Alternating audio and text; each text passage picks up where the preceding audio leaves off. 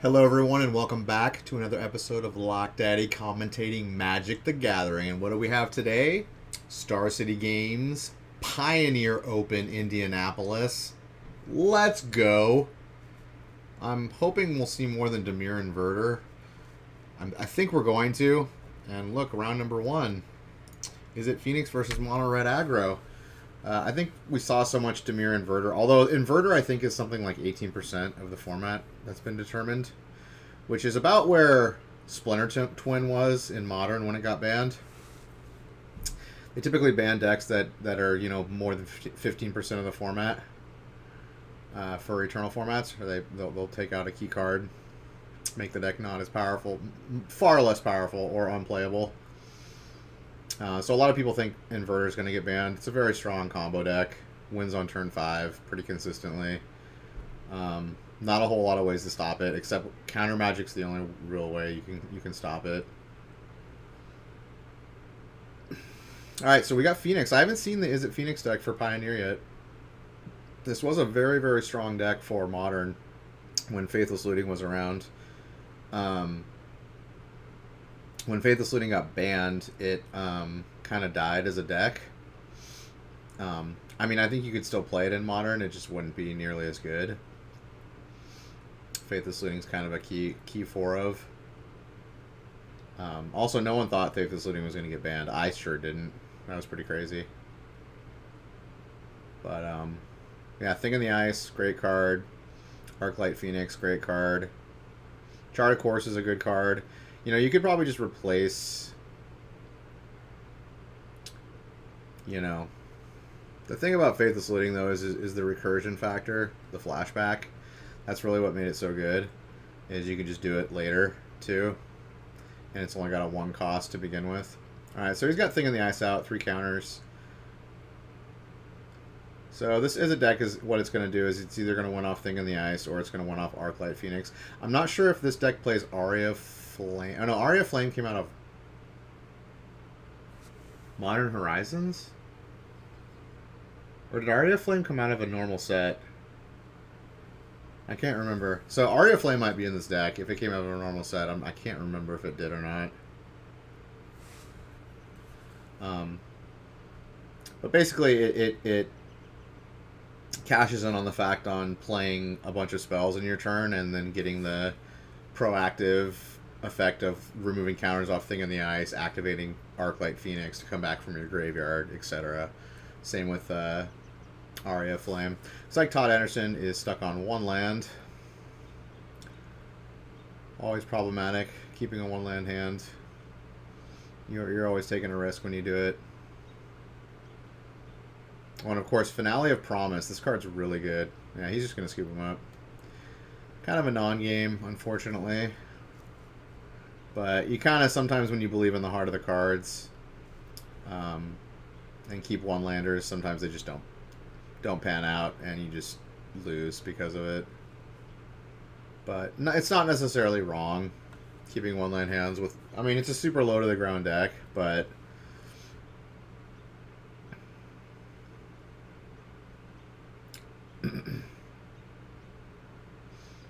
I mean, I've kept 1-land hands with, like, an opt-in hand, or, like, a Serum Visions in hand, and still, like, not found a land in the next, like, 3 turns. You gonna show sideboard here? A little sideboard? Okay, we got sideboard. Alright, so... Is It Phoenix is going to want to put in as much cheap removal and life gain if possible, but it's Is It, so Is It doesn't really have life gain. Crackling Drake's not really a thing. Anger of the Gods? Anger of the Gods might actually come in, so I think those 2 Anger of the Gods might come in. I don't know how many creatures the Mono Red aggro deck plays. I think it plays a decent amount. Yeah, it plays Ferocidon too in the sideboard. That's for like healing, for life gain. So I think 2 Anger of the Gods, 2 Magma Sprays. Magma Sprays are, again, a 1-cost removal spell. He's going to want as much low-cost interaction as possible. I think just those 4 cards are going to come in. Those are probably just the package for Burn. Burn's typically not a good matchup for Is It Phoenix. For Is It decks in general, because Is It decks don't have a way to, like, gain life or, like, Gaining life is the main thing, actually. Like, if you don't have a way to gain life, usually your post board matchups against mono red are not good, and actually all of them are not good. It's typically not a good matchup. Oh, I didn't look at. Let's look at Todd Anderson's sideboard. So Ferocity, he doesn't have life gain, so those aren't coming in. Lava Coils are going to come in because those take care of Thing on the Ice. Those take care of Crackling Drakes. Those take care of... they exile Phoenixes. So the 3 Lava Coils are going to come in. Boros Reckoner, is that a thing? He actually might bring those in. Because it's a 3/3. It's got 3 toughness, so the Magma Sprays and the Wild Slashes can't kill it. And also when it takes damage, it deals damage to him. So these 6 probably come in here. I'll be curious to see if he brings in more than these 6. Damping Sphere, not really a thing. Actually, Damping Sphere is good. Damping Sphere might come in too. He might bring in all 9 of those. We'll see what he does. Damping Sphere makes it so each time you cast an additional spell, which is what the Arclight Phoenix deck wants to do. It wants to cast a bunch of spells. It slows that down a lot because it adds 1 to the cost each time. So that actually might be in here for a deck like this. Mr. Todd Anderson. Mr. Anderson. Alright, game 2. Here we go.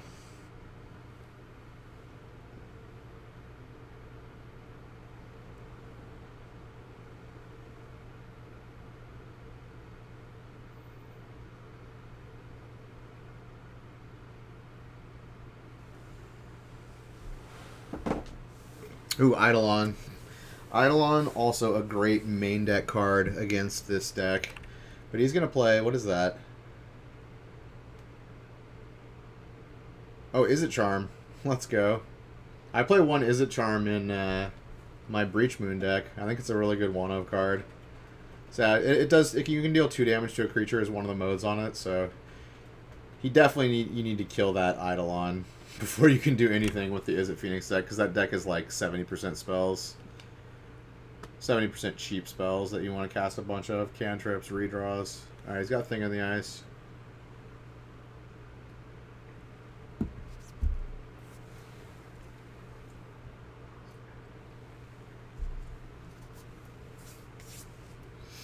Oh, he brought in Chandra Torture Defiance. Okay.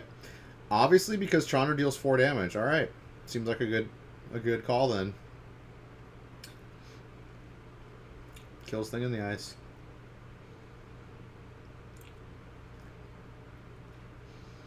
So I guess he's just bringing in... He's giving up a little bit of... Giving up some of his speed, and he's just, like, bringing in everything that counters the Phoenix deck. We'll see how that pans out.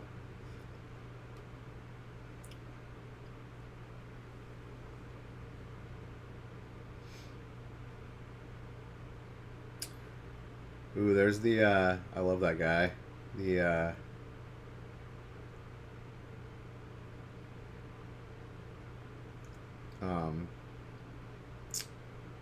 something of Carol Keep. I can't remember the whole name of the card. But it's 1 red, 1 colorless, 2/1 prowess, and when you play it, you exile the top card, and you can play that card until end of turn.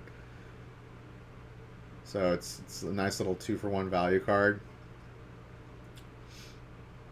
Abbot of Carol Keep, that's what it's called. He's a monk. He's a human monk.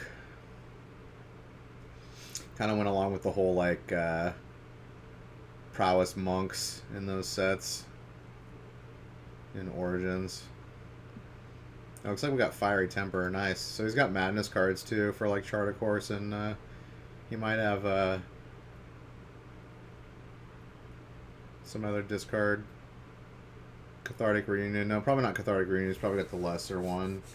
Oh, and Lightning Axe.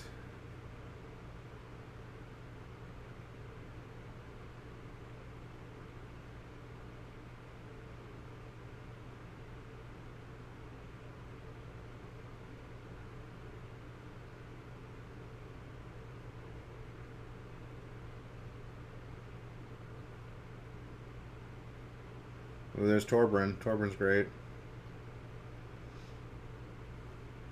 Torbran adds 2 damage to all red sources of damage of yours. Doesn't affect your opponent.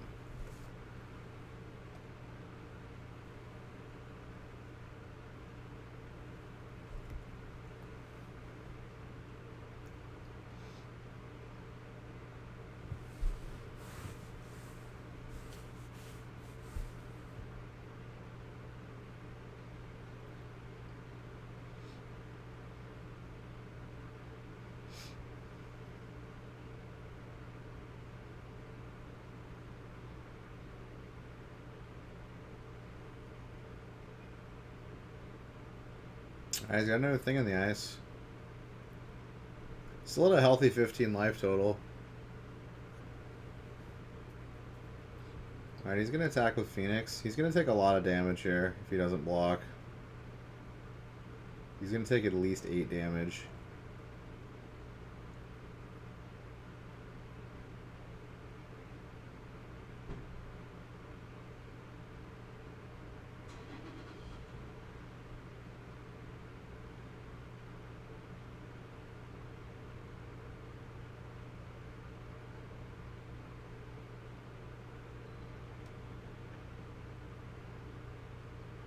Alright, well, he's got the lightning axe. Seems good.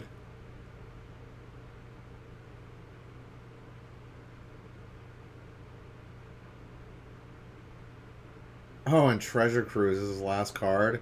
So good. God, Treasure Cruise. Fucking filthy. He's gonna draw 3 off this. And this deck seems... I played the standard version of this deck, which is basically... The Pioneer version is like a slightly souped up standard version of the standard deck. You get Thing in the Ice, which you didn't have in the standard version, and you get a few other cards like Treasure Cruise. This deck would actually be really fun to play. There's a Pioneer PTQ coming up at my local game store, and I'm trying to think what I want to play. I think I'm going to play either Spirits, because I have all the cards for it. Maybe I can put together this Phoenix Stakes too. I have all the Phoenixes. I have the Thing in the Ices. I think I have everything for this deck, actually. I don't have Brazen Borrowers, but I think the deck only plays maybe a couple of them. Yeah, he brought in both Anger of the Gods. Good call.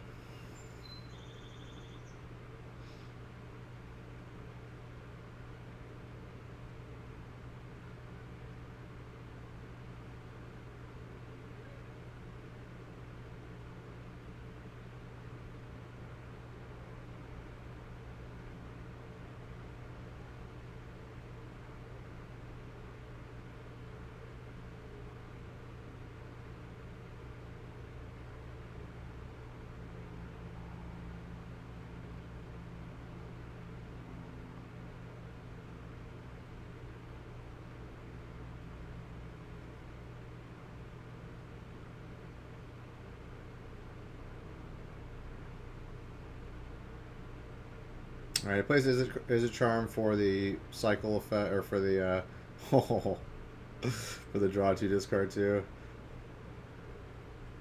Yeah, this looks like it's over. It's really surprising to me. This is it. I mean, maybe he just had everything. Oh yeah, Todd drew a lot of lands too. He flooded pretty hard.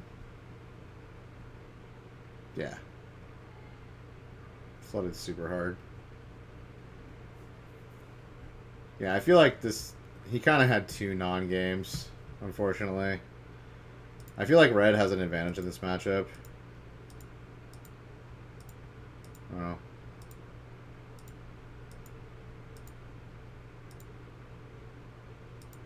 Alright, we're not going to watch Time Shifted, because we don't watch Time Shifted. Alright, round 2. Nice quick round 1. Don't mind that. Alright, what do we got? Inverter versus Bant Spirits. Okay. Turn 1, Fetid Pools. Turn 1, Mausoleum Wonder. Into turn 2... nothing. Looks like he's going to flash out a Rattle Chains. Mr. Wyatt Darby, Pro Tour champion.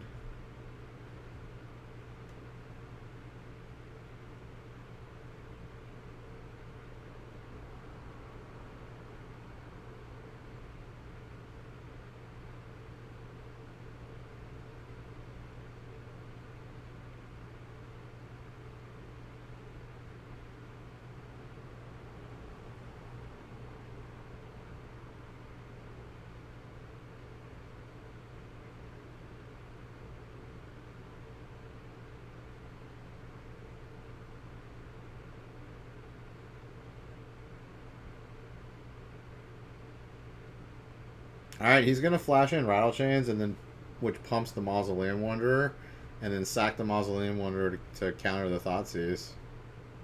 Alright. I mean, he's giving up a lot of tempo here, but I mean, I guess he's protecting the Lords in his hand. He must have some Lords. Okay, he's got another Mausoleum Wanderer. And a Selfless Spirit? Okay. I don't really see the point of countering the Thoughtseize. Thoughtseize would have done 2 damage to Darby, and he just would have gotten like a Selfless Spirit out of his hand. That seems like a really bad play. I mean, it takes away his perfect info, but like, I think he'd be ahead. The Bant Spirits player would be definitely ahead right now if he had done it differently.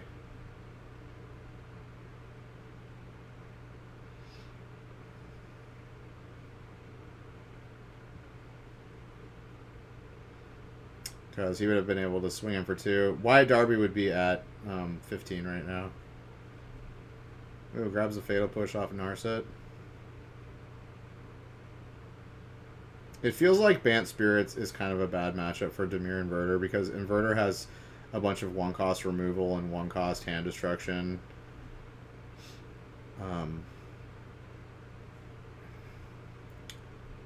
So they can just kind of remove your board. Although we did watch during the Team Constructed, Dimir Inverter got beat by Spirits a few times on camera, I think.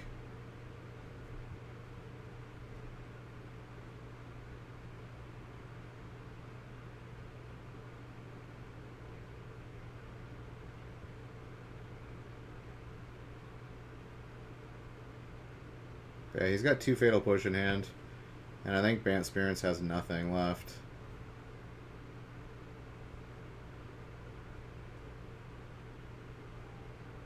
Okay, he's got 2 land in hand.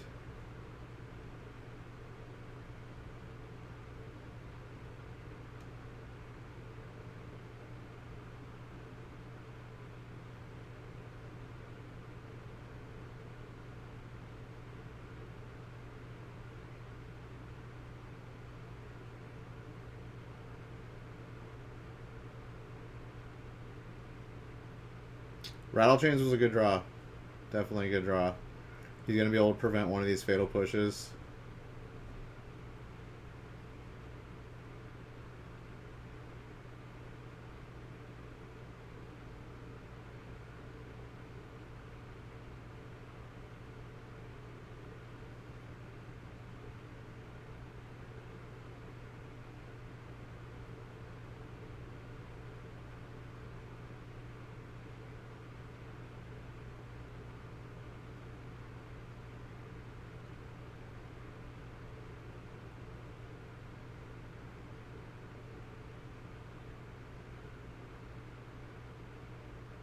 Alright.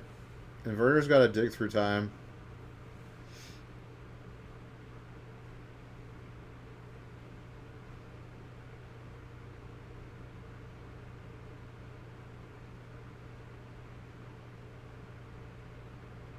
Yeah, I think he can leave 2 mana up easily. Yeah, he's going to leave 2 mana up. Dig through time.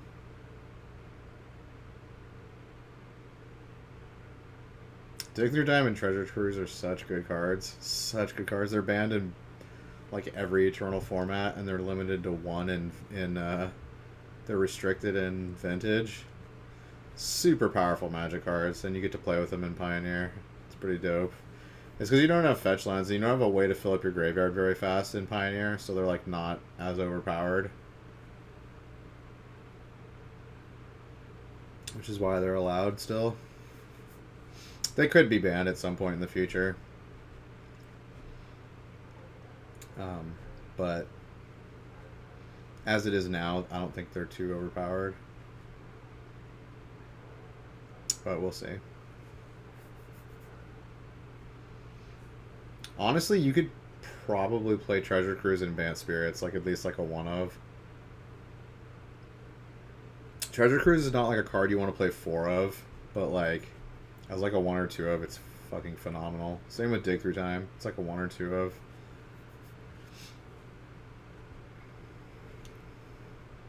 Alright, so he has Inverter and he has Thassa, so that's GG. It shows you the power of Dimir Inverter. The deck can just win on the spot if it has 6 mana.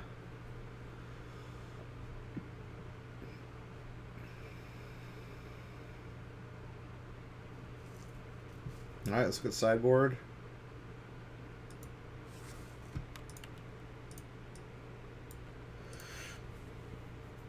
Alright, so Dimir Inverter is going to bring in as much removal as possible. 3 Legion's End, that's great. Mystical Dispute's great. Those 2 are going to come in. Cry the Carnarium. Cry the Carnarium can be really good against Bant Spirits unless there's a bunch of Lords on the table. So he's probably going to bring in the Cry the Carnarium because if you play it like turn 3 and he doesn't have a Lord out, you're going to kill like 2 or 3 Spirits, which is pretty decent. Grasp of Darkness is going to come in. Hero's Downfall is going to come in. Liliana the Last Hope is going to come in. You can kill. There's a lot of 1 toughness spirits, so Liliana can just pick them off. Can just plus and pick them off. So yeah, 3 Legions in, 2 Mystical Dispute, 1 Cry, 1 Grasp, 1 Downfall, 1 Liliana. That's a nice package. Was that, how many cards is that? 5, 6, 7, 8, 9 cards? Yeah, it's a solid 9 cards. And then Bant Spirits is going to bring in, of course, 4 Mystical Disputes. Mystical Disputes is like a 2 to 4 of in every deck that plays blue, pretty much in this format. Just because the card's just so good, just cheap counter magic. And since Dimir Inverter is such a big deck right now, it's like the #1 deck. Mystical Dispute's just worth its weight in gold as a sideboard card. Let's see, what else is Spirit's going to bring in? Atomic Distinguished Advocates. I don't know what that guy does. Deputy Detention might come in, actually.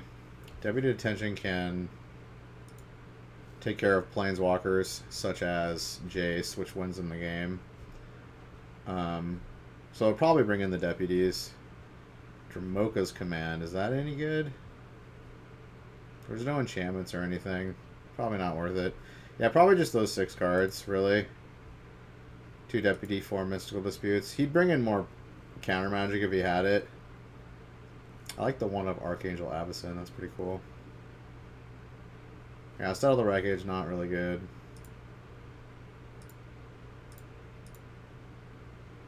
Alright, here we go. Game number 2. Let's see if Spirits can fight back.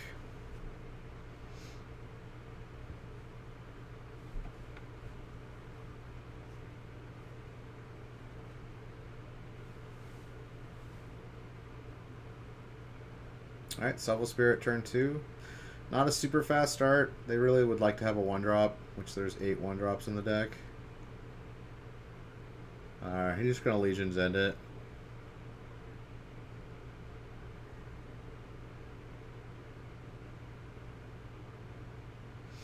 This card's extremely good against Spirits.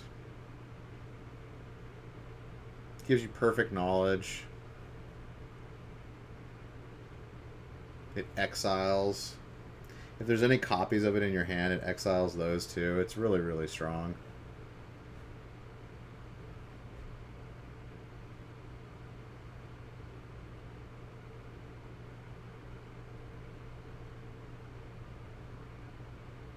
Yeah, I feel like after board, it's very much in the Inverter's favor.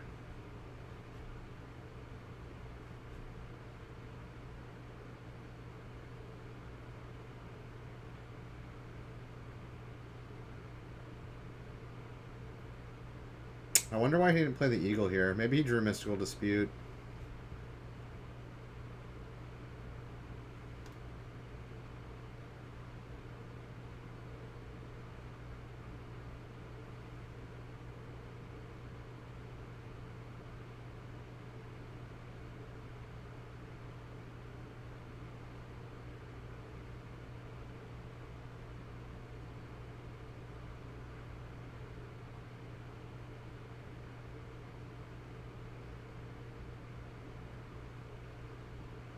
Alright, he's got Mausoleum. Oh, that's getting countered.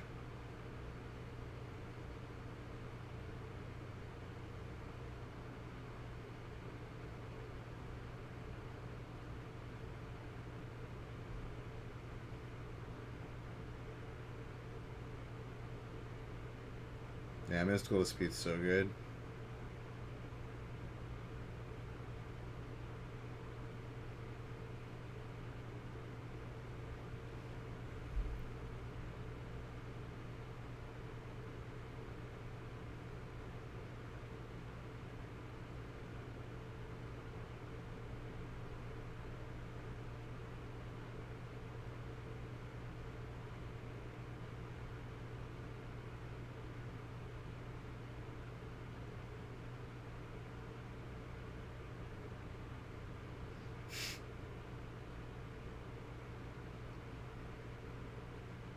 Alright, Supreme Phantom.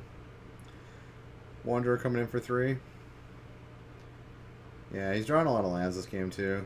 And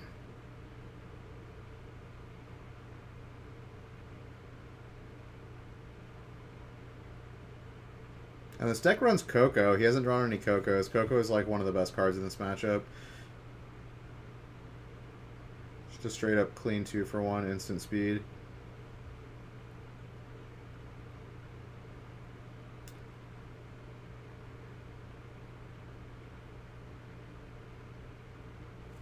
And this deck also suffers because it doesn't have, like, the modern version gets Canopy lands, which Canopy lands are very, very strong. They're basically land redraws, so, like, if you flood with this deck, there's really not much you can do.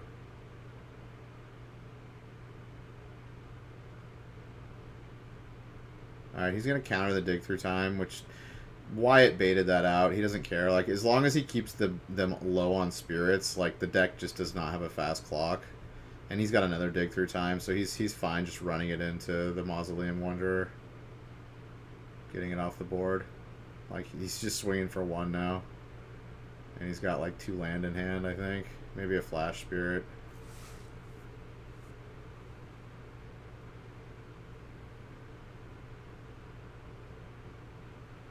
He's probably going to Thoughtseize here.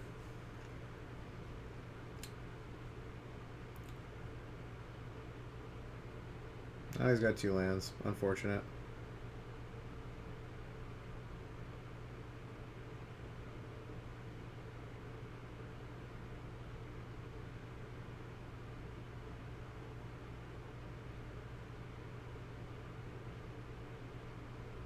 We're going to Dig Through Time now.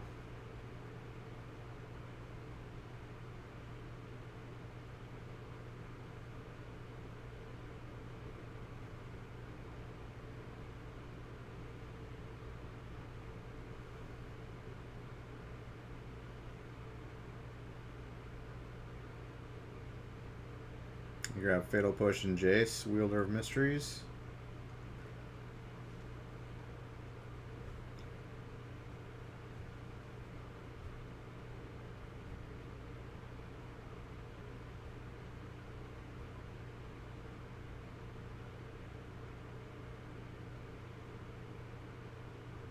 Oh, he drew another land. Unfortunate. Had 8 lands.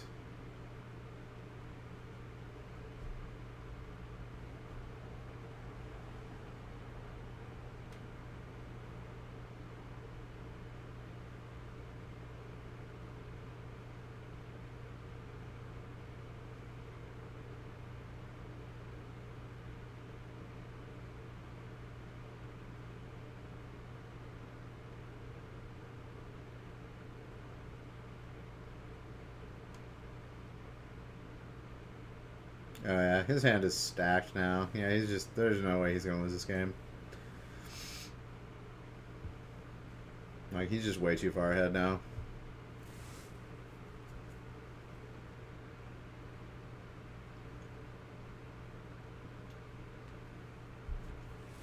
Like, Banned Spirits needs to be like Coco. He needs like double Coco here. Hit like 4 spirits.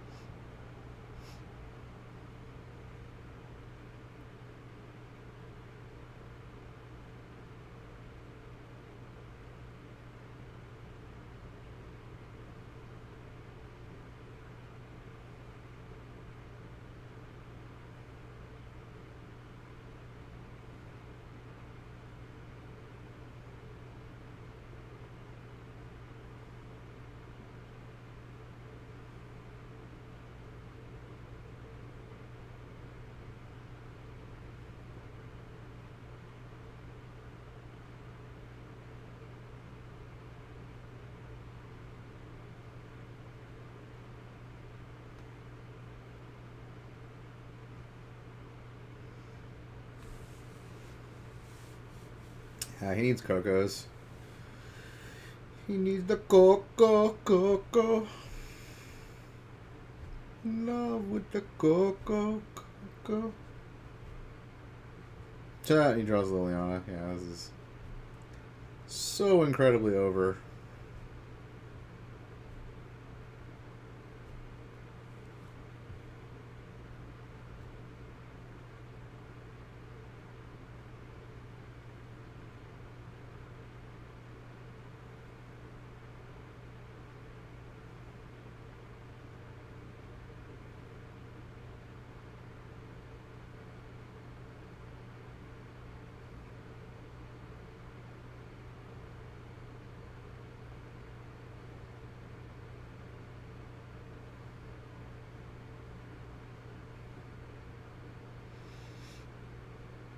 He played Selfless Spirit, just gonna get killed by Liliana.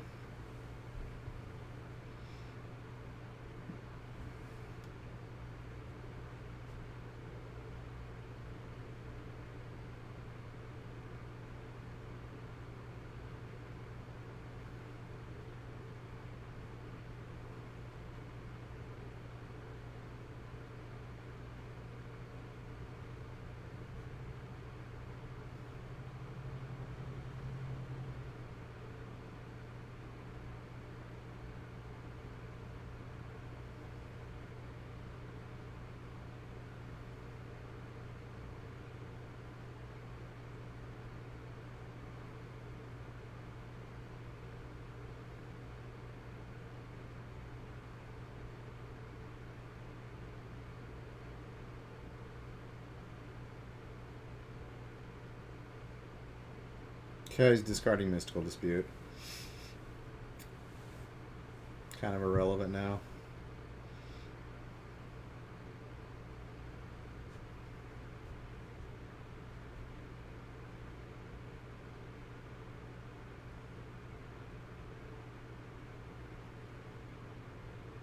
Finally draws the inverter.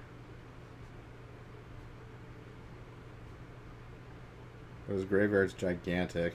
His graveyard's actually bigger than his library right now, probably.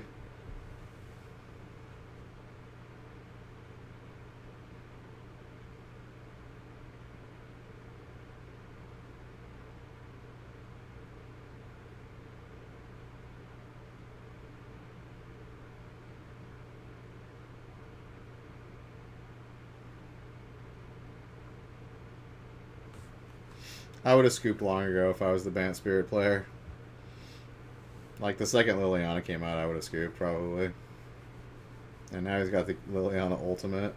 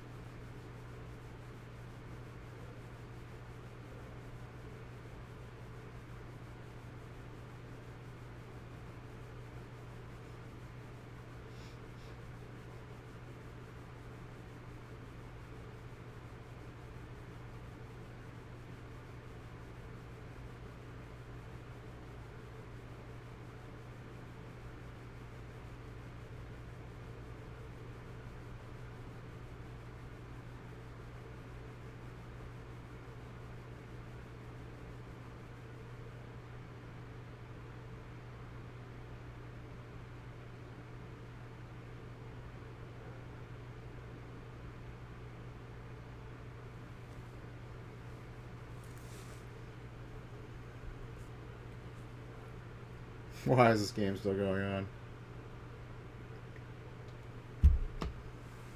You gonna scoop now, bro? Oh no, bitter end. It's gonna reduke it. Reduke it. Fucking reduke it.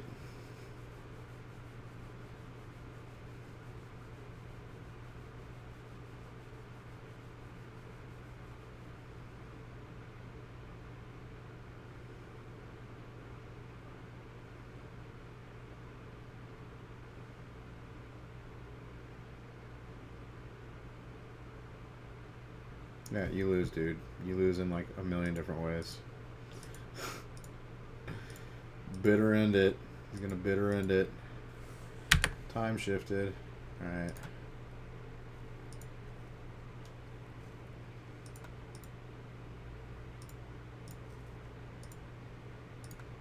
Round 3. Oh.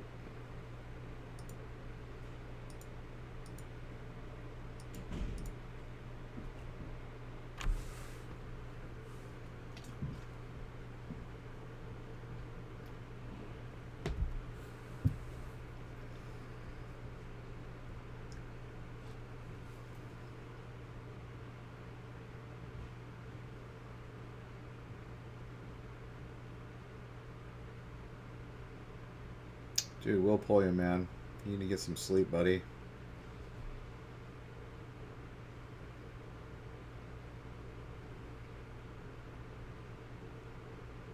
Ooh, it's Soul Tide Delirium versus Soul Tide Delirium. Okay.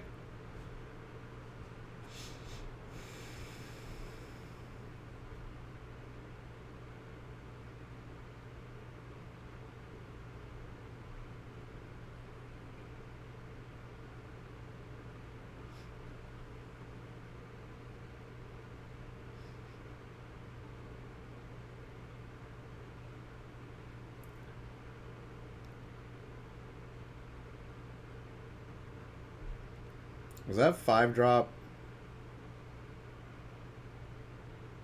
Oh wait, no, that's Nissa.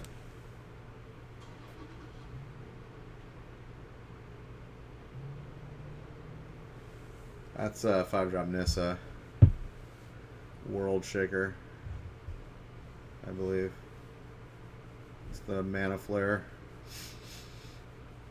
Nissa who shakes the world. Alright, we got Baby Jace. Dude, Baby Jace, Friends Prodigy, is worth like $40 now. He used to be worth like $10 before Pioneer. Crazy.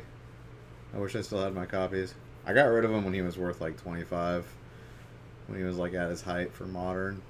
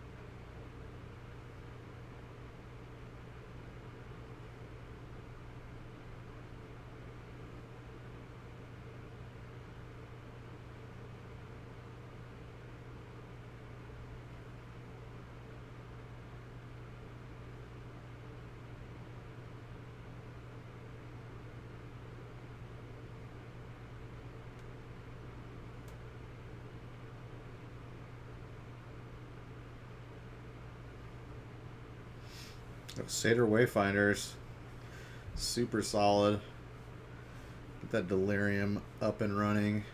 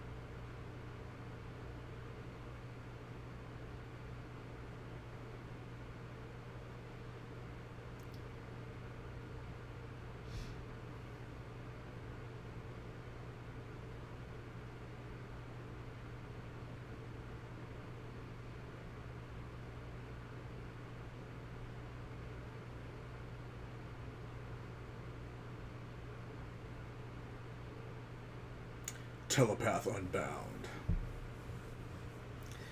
Basically gives you like Snapcaster power for -3, and then his -9 is you get an emblem.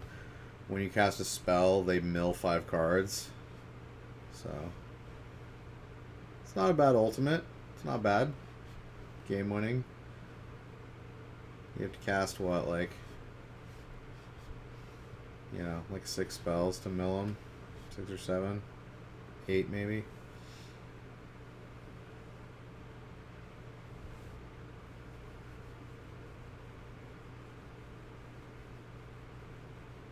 Alright, he's going to escape Uro. Uro is a beast. Really shines in Pioneer. I think he's a good, like, one-of in Modern. If he can play green-blue. I think you can fit him into most Modern decks as a one-of. He's a good early game card to, like, ramp and draw a card, and then a good late game card.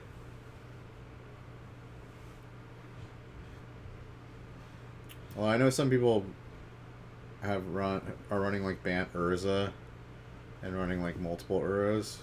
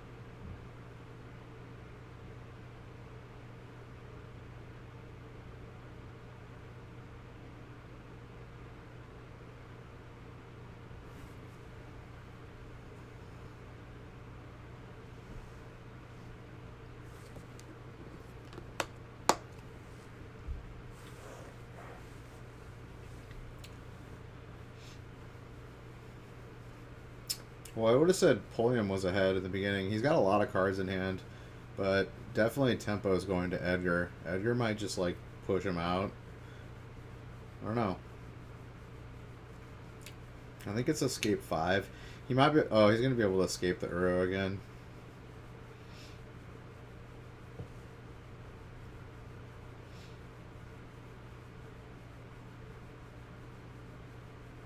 Let's see if he chooses to do that. Of course, Edgar's going to be able to escape Uro too.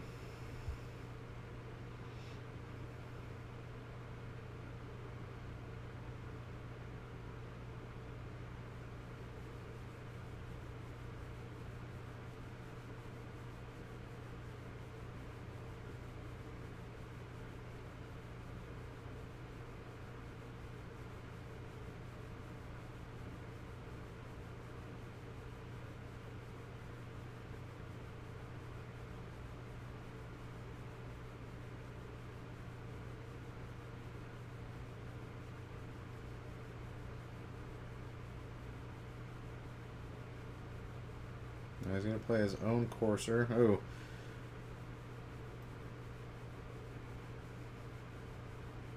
Tireless Tracker is a great card.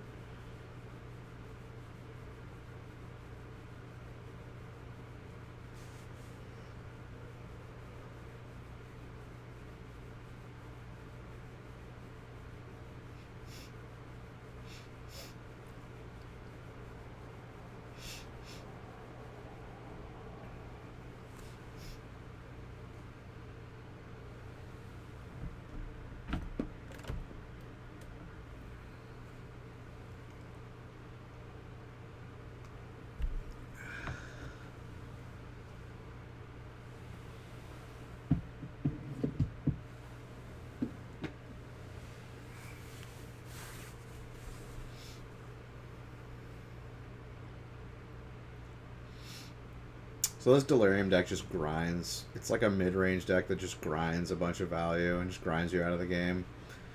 It just brings back Uro a bunch of times. It has removal, a bunch of removal, hand destruction, tireless trackers, which are also really good value. Jace, Vren's Prodigy, which is great value. I guess it can kill you with Nissa. It can kind of just animate all of its lands and go after you that way. But really just a grindy deck. Corsair Crewfix, another just grindy card that gains you life. You know, is a 2/4 body that can block and, you know, let you play lands off the top of your deck. It's basically just a value grinder.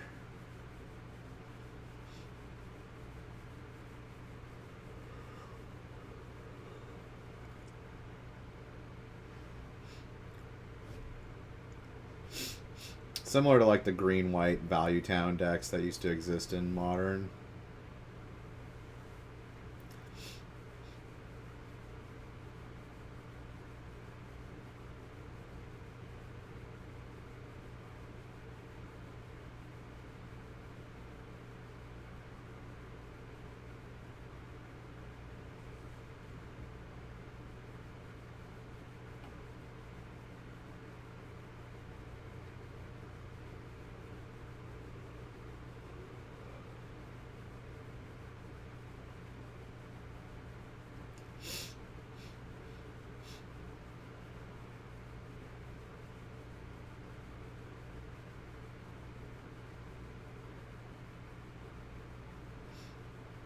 Traverse the Ulvenwald.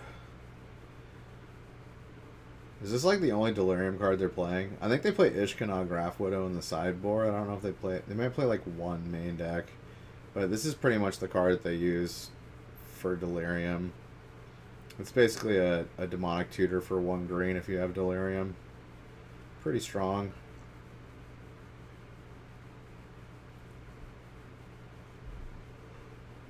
Oh, wait. No, it's creature or land. I lied. Why did I think that was a demonic tutor? Yeah, okay, you search for a land, a basic land, and then when you have Delirium, it's creature or land.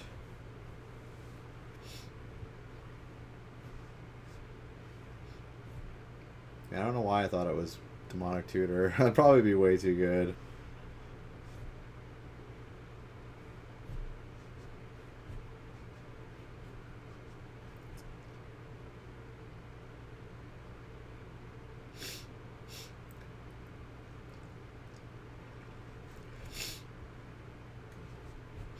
Yeah, this is kind of a boring matchup here.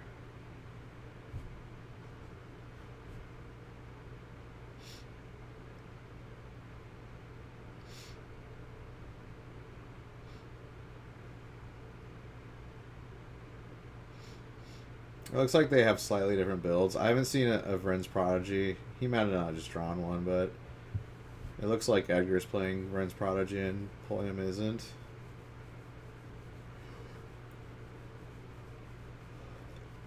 And then Edgar's playing Nissa, and we haven't seen one on Polium's side. And there might be some variations here.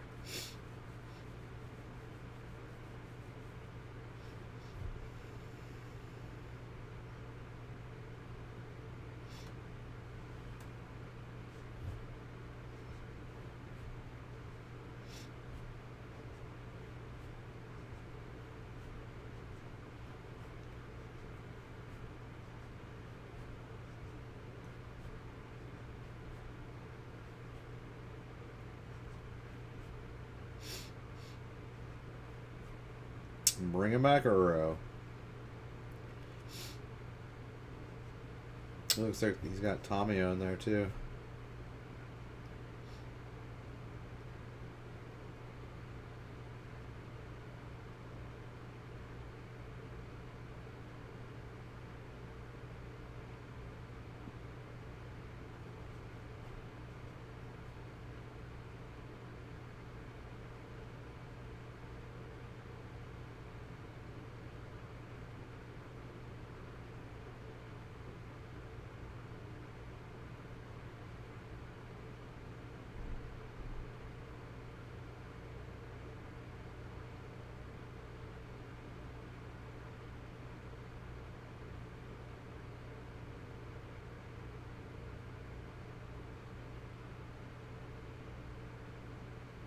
Yeah, it looks like Pulliam's playing 4 Uro, and I don't think Edgar's playing 4. He's probably only playing a couple. I don't know. I could be wrong. Their decks could be a lot more similar. We just haven't seen the cards and all of the cards yet in each player's deck.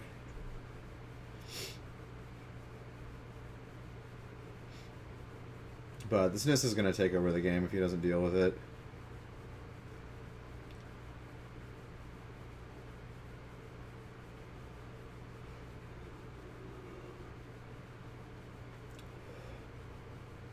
Alright, he found Murderous Rider. I'll take care of Nissa.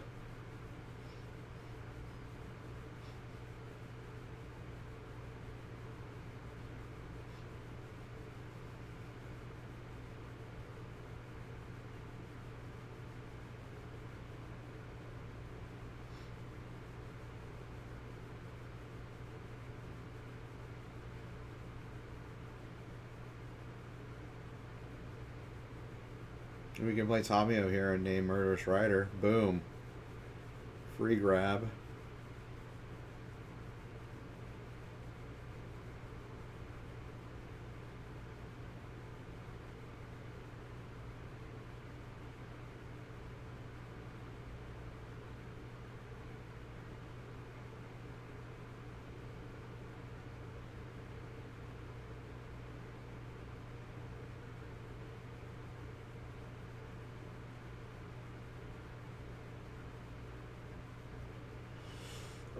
Uro is really good.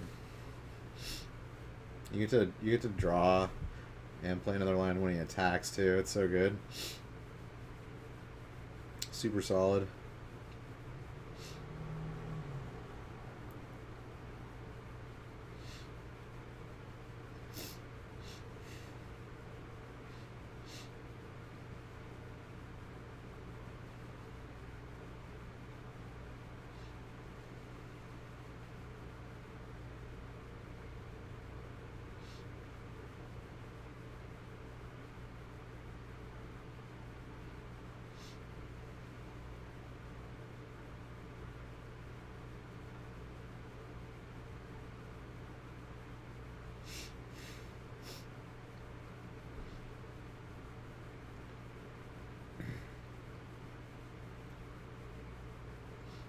Does this deck play Emrakul the Promised End? Probably like one of.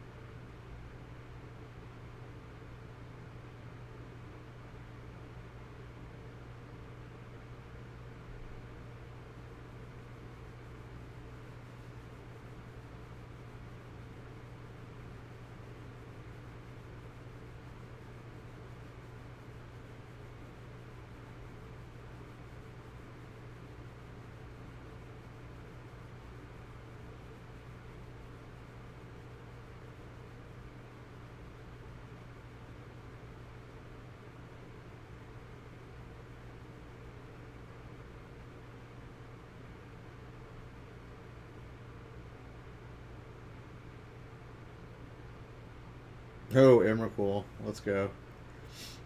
Let's go.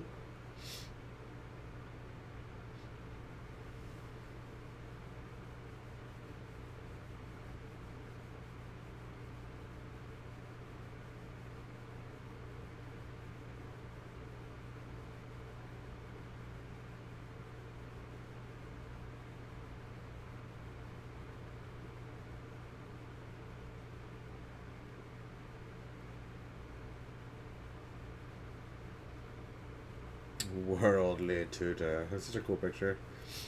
I dig it.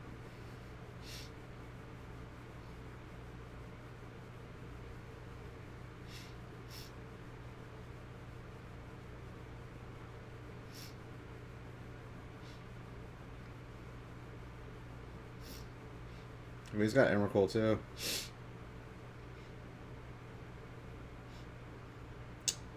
Does he have 6 different card types in his graveyard? That is the question.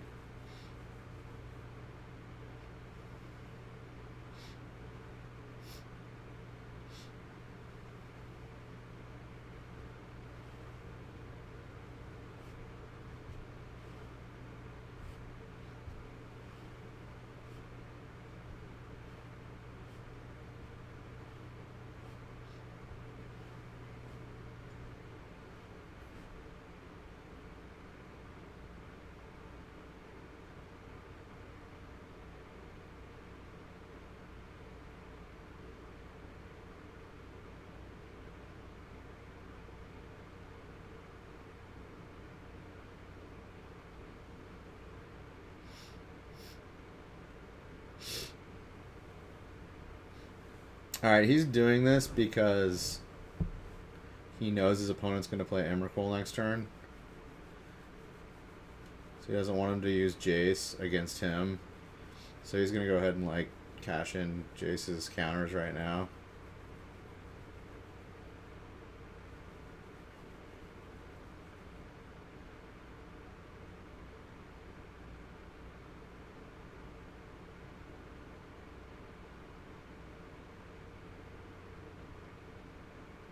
Walking Bliss is bad.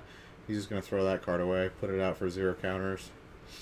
Or put it out for a lot and then, like, shoot down all his guys or shoot down some of his guys.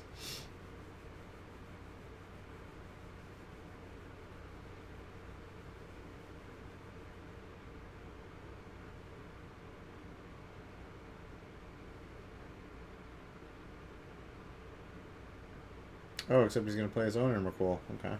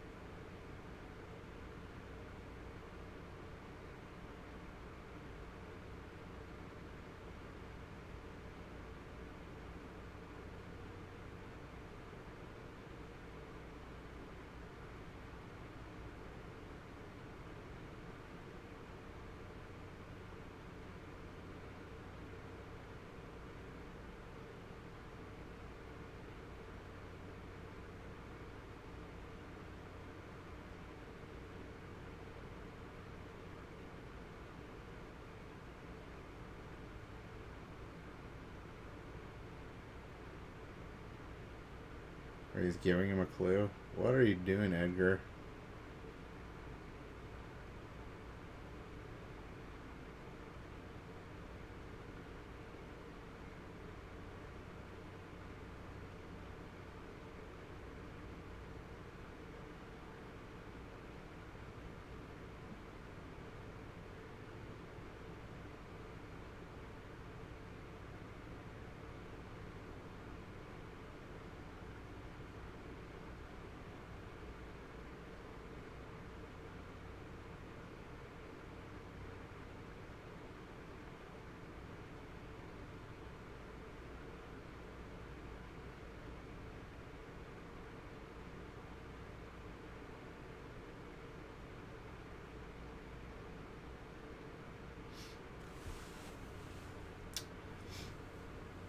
He should have attacked both of his guys into him first, then made him shock in the land.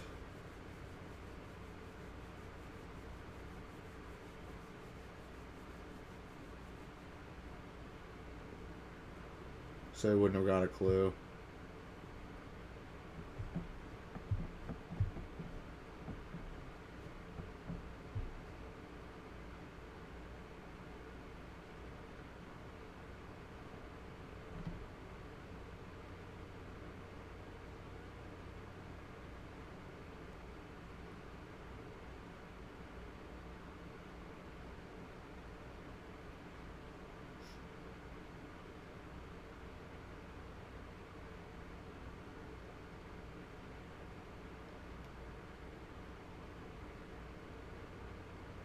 Oh, he's asking about the rules on if he makes him play Emrakul, like how that works.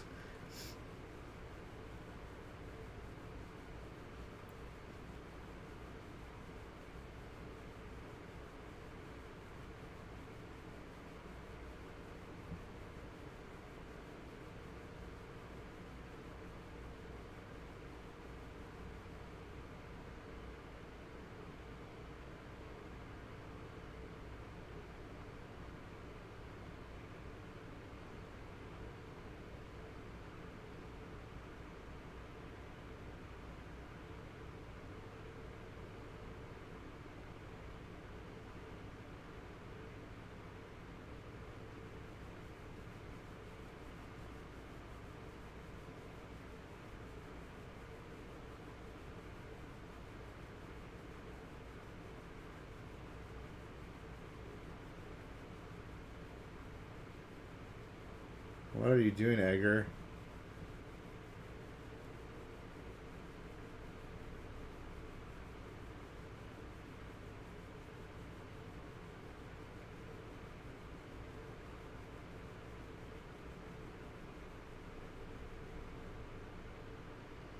Edgar, you're doing a real bad job taking his turn. Really bad. The first things he should have. Wait, he's not even attacking with the centaur? Wow, you fucked that up so hard, bro. Like, the first thing he should have done is gone to attack phase. Killed both his creatures, then shocked the land in, then cracked the clues.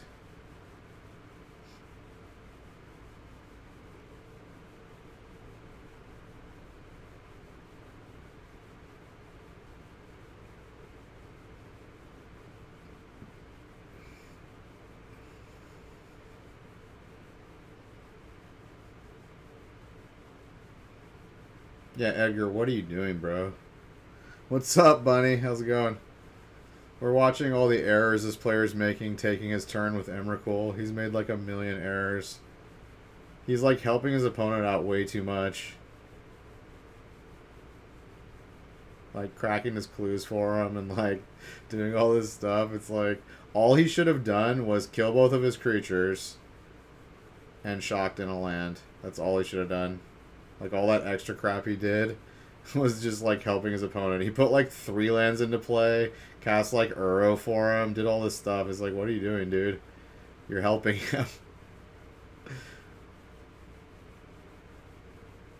And he only killed the Tireless Tracker. He didn't kill the Courser when he could have killed both. It was making some mistakes here.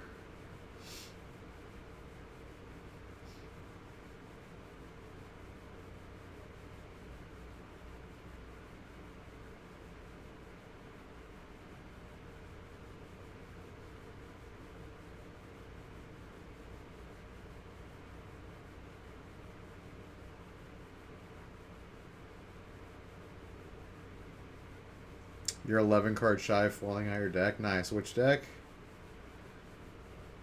I forgot what your favorite deck is. Is it Bant? Oh yeah, Ooh Miracle. Oh god, I forgot.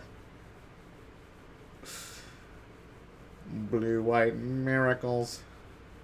I actually got my buddy to start playing Blue White Control. He was on like this Bant Control like flash thing, and I'm like, dude, you should just play Azorius Control because it's like pretty good, but not with Miracle cards.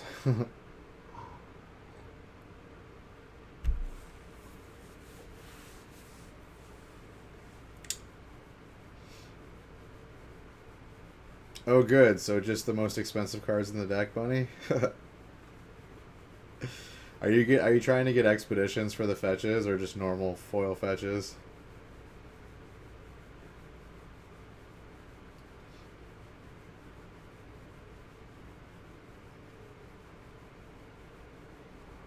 Alright, that was way more devastating.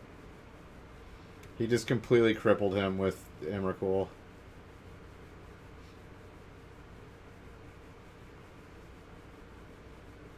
We'll see. Everyone always tries to do that, go for the expeditions.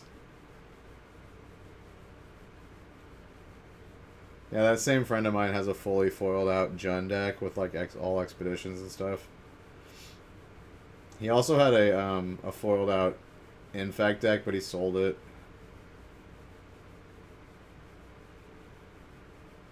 I myself am not a fan of foils. I don't have like any foils at all. I get rid of them the second I get them.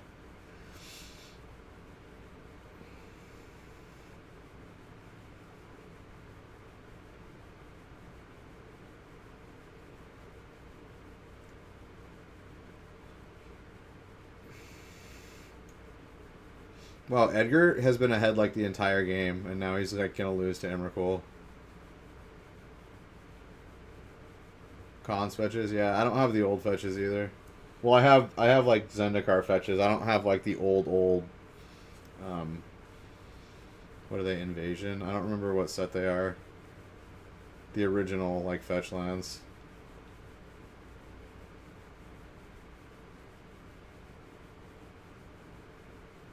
Oh, Onslaught, yeah.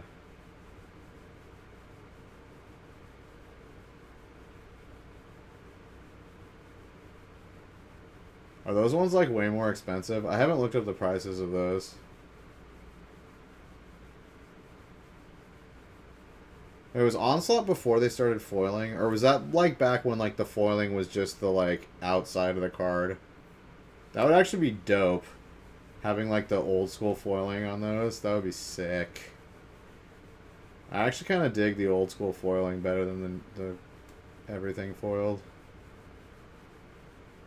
It was classier. Alright, yeah. So how's he gonna get rid of this Emrakul? Is he just gonna like lose to Emrakul here? Feels bad.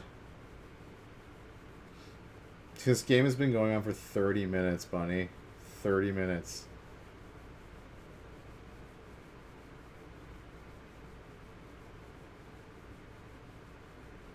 They're just a bit more expensive. Okay, they're not like a lot more.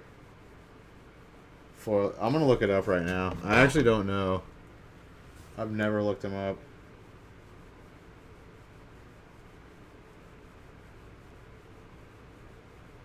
What's the most is Windswept Heath the best one? No, the white blue one, right? No, Polluted Delta. That's got to be the most expensive one, right?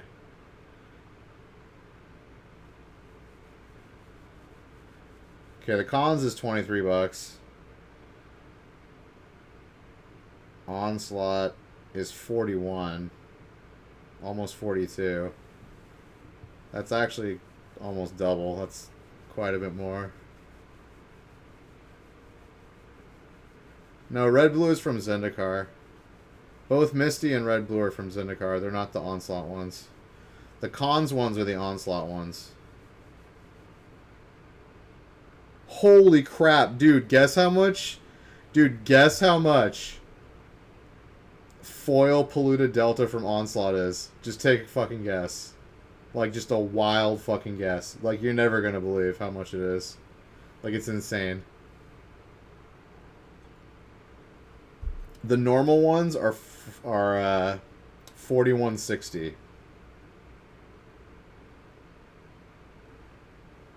$540. $540. They're like significantly more expensive than Expeditions. Holy shit. $540. That is fucked up. No wonder I've never seen them. People like don't play with them because like they're so expensive. It's like seeing Guru Lands. Like you rarely see people playing with Guru Lands because they're just so expensive. You're spending like $350 for a basic land. Yeah, I don't think I've ever seen someone with like a play set of like the old Onslaught foils. That's insane. $540. Fuck. Dude, I can't believe Pulliam won that game. That feels so bad. Dude, they have 17 minutes left after game one. Alright, let's look at sideboards. Leyline of the Void ×3. That seems good. Unmoored Ego. Is Unmoored Ego good in this matchup? I mean, you can get like Emrakul and like, I don't know, some of their game winners, but probably not good enough to come in here. Damping Sphere, nah. Mystical Dispute. I mean, Mystical Dispute's probably okay here. You can counter Uro and like some other stuff. Yeah, they'll probably bring in Mystical Dispute. Ooh, Hostage Taker, yes. And Abrupt Decay. Probably 3 ley lines, 2 disputes, maybe an Abrupt Decay. A Hostage Taker actually seems pretty good here too. Maybe another tireless Tracker. And then he's got the same exact sideboard, so he's gonna bring in the same stuff, I'm assuming. I'm not 100% on what. Alright, so they're gonna be playing super fast. Because they have 15 minutes left.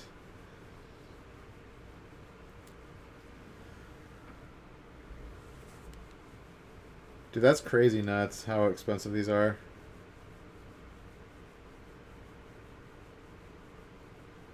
Alright, I want to see what is it? What's the blue white? Watch them slow play. Okay, he's got Void pregame and Seder Wayfinder. Flooded Strand, yeah. That's gonna be the second most expensive one. Okay, the cons is $17. Onslaught is $34. Foil is $302. Dude, Polluted Delta is a full $240 more foil than the Flooded Strand. That's crazy. There's 5 of them, right? Is there 3 blue ones in the original? There's not, right? No, there's only 4 of each land type one, right? No, there's only 4, I think. Yeah, there's only 4 of each one that produces a color.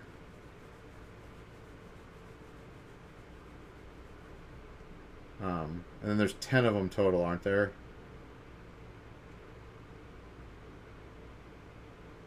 I think there's 10 of them total. Like, all fetch lands, there's 10 of them. Alright, so he's got Leyline that he just hard casts.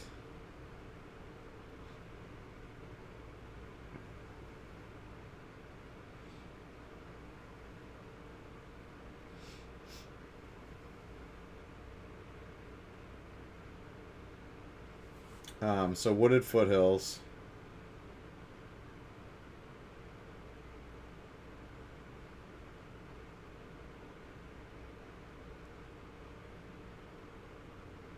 Oh yeah, Bloodstained Mire. Yeah, that's the other one. Okay, Wooded Foothills is $19 in cons, $32 in Onslaught, and $244 foil Onslaught. Alright, Windswept Heath.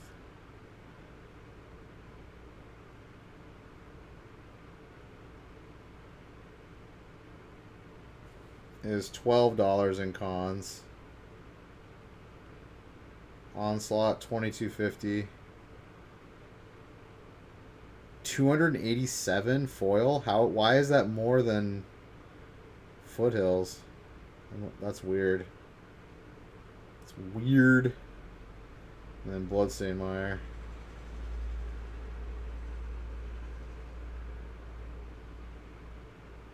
Is 20 in cons. Oh, those went up. Onslaught, they're 39.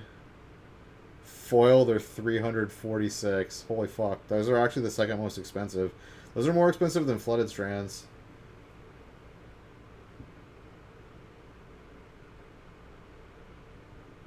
Right, that was a really fast game. Holy shit, that was a 3-minute game that Edgar won. The foil multipliers, yeah. So if you want one of every Onslaught fetch foil, $1,721. $1,721, bro. You gonna throw down some fat quiche? That's just for one of each.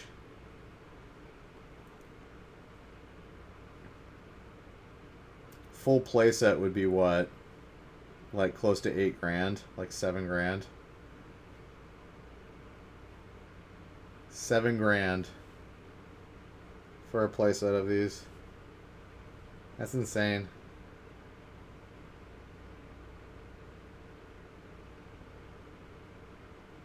All right, let's pay attention to game 3.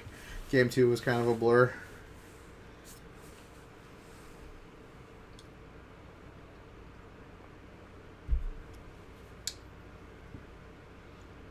Yeah, the most expensive expedition is only like a couple hundred, right? Maybe 250.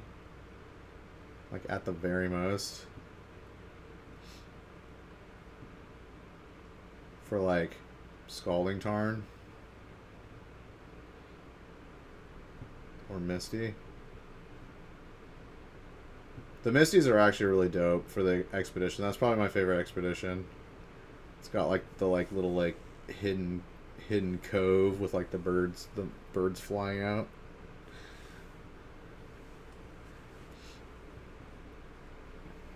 Yeah, forces are expensive as fuck. Yeah, they're a little bit muted. The way they did the foiling on them, the foiling is just a little bit too heavy. Like, it kind of mutes everything. It mutes all the colors. They don't look... They kind of fucked up on them. Like, some of the pictures are really cool, but, like, the foiling on them is really bad.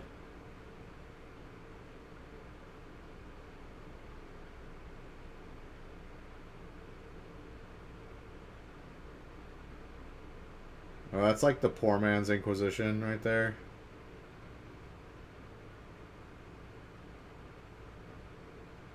Agonizing remorse. Choose an online card from it or a card from their graveyard. Exile it. You lose 1 life. Yeah.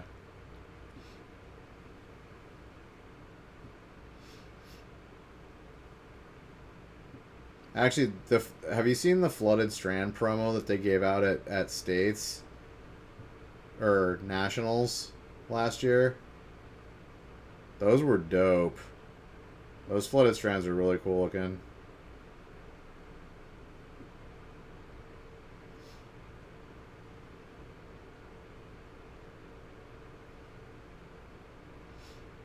And if you went to Nationals, you could get 4 of them. Like if you played in the main event, and then you get them for like certain, you got them for certain side events too, like the double ups or whatever. And then you could buy this pass that would give you 2 of them per event. So like you could just like buy the pass and get 4 of them in like one day, if you wanted to.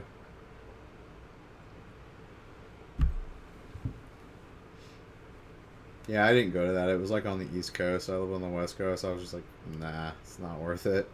I wanted those promos. They were pretty sweet, but I probably would have just held on to them and sold them later because they're foils, but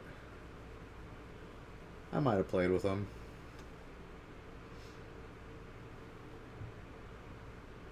Just do the cons, yeah.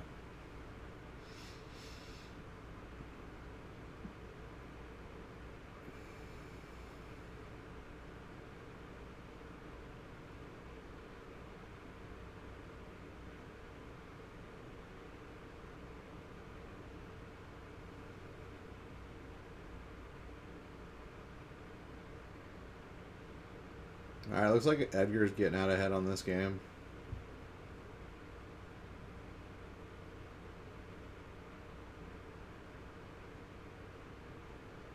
Well, you have them double sleeved, right? If you have them double sleeved, I mean, unless people are like really, really bad with them.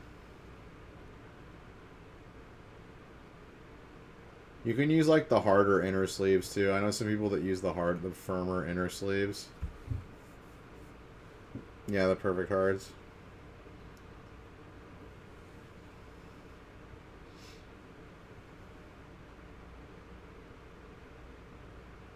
No, I just don't. I just tell people not to riffle shuffle. No one riffle shuffles at F&M, but I've had people try to do it at Grand Prix, and I'm just like, don't riffle shuffle my cards. Like, just, you know, shuffle them like that.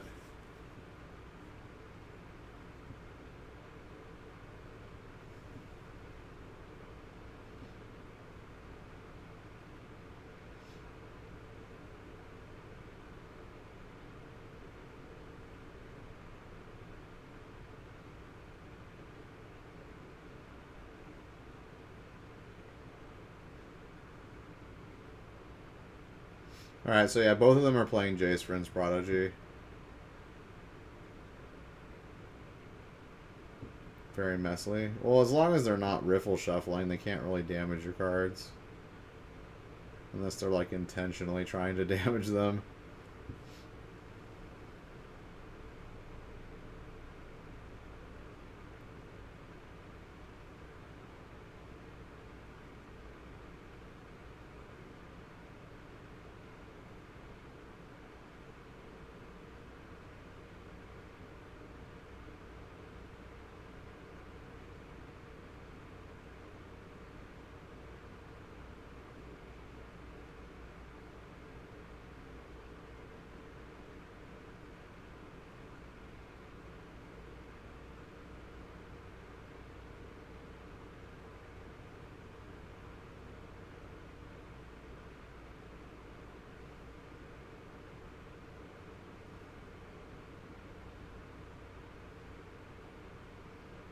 Yeah, it could be a draw for sure. These decks are just like total like Value Town grind fest decks that like try to win with like Emrakul or just like grind you out and like kill you with Uro. I guess he's a 6/6. I guess they can kill you with Nissa also. But yeah, mostly just a grind fest.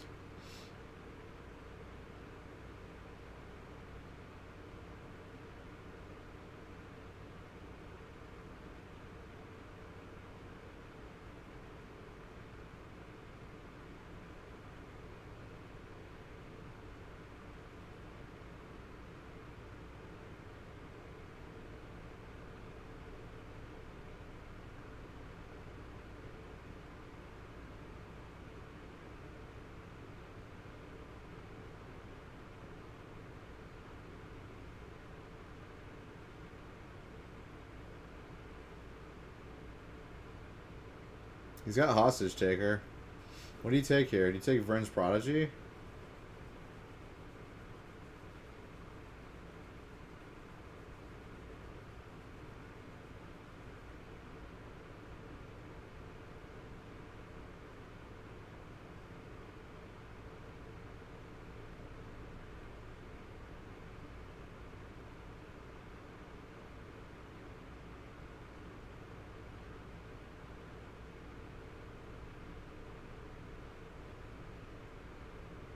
Or there's Nissa.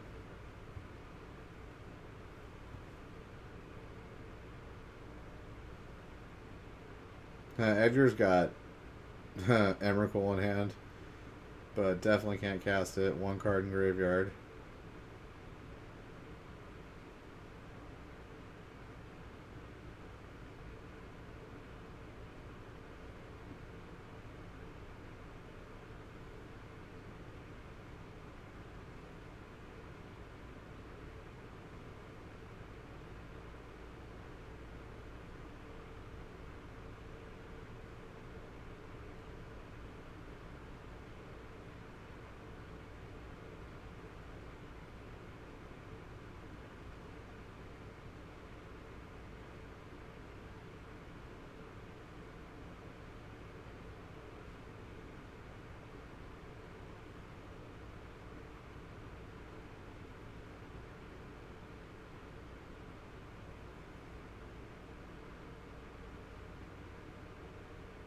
Yeah, he's gonna take Emrakul. That's like the only way he loses, right? If he casts Emrakul. Full art Cryptics? Eh. That's probably the worst card in the world to put full art on because it's got like the most text ever. Like it's got like 4 different modes. Like they definitely shouldn't have made a full art of that card. I actually like the new ones. I like the one with the person behind it. They're like, and it's like the symbol in front of their hand. I like the newer ones. I have all the new ones. I like the new ones better. Rather than just a bunch of like inanimate objects floating behind like the symbol. I think the picture's kind of dumb. Yeah, I like the new ones. I like the new Force of Wills too. The ones out of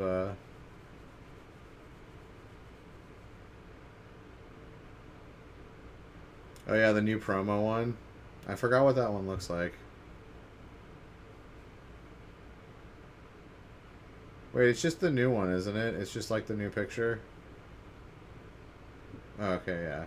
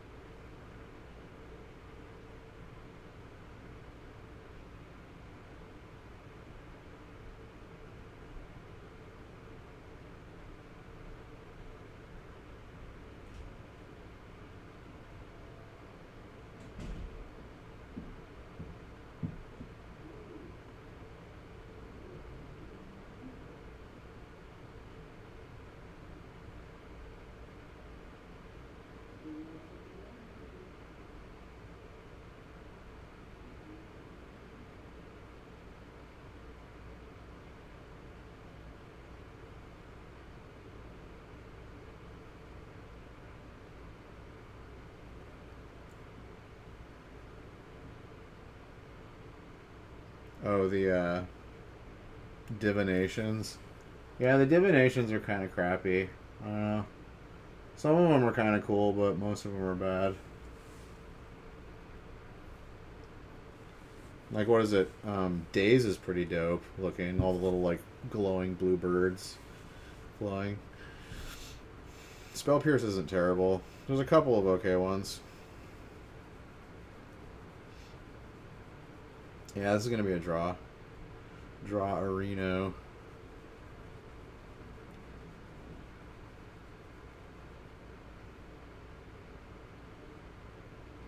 Yeah, Kefnet's in a bunch of the... He's in, like, all the, like, blue, you know, spells. It's him spell piercing, and I think he's in the Days picture, too, in the background or something.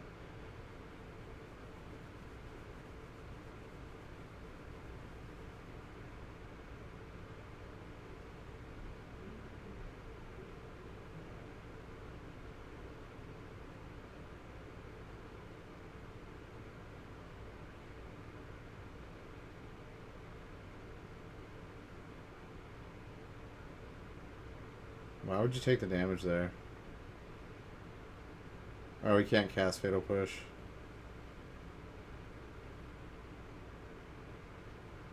Yeah, this is going to be a draw. There's no way.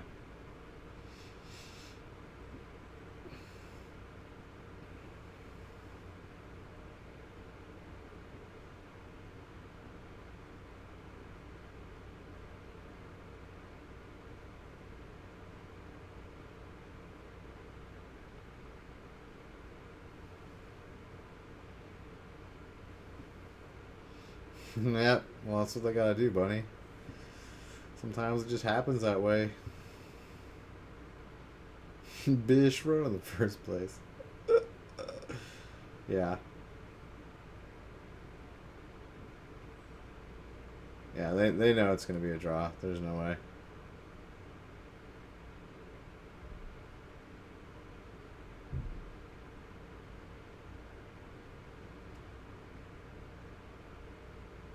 Actually, Edgar would probably win this game if it kept going.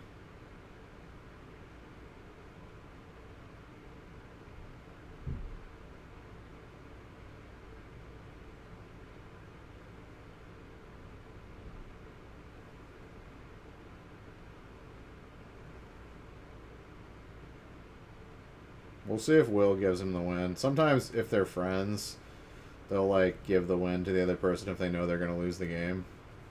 Or if there's like a 99% chance they're going to lose the game.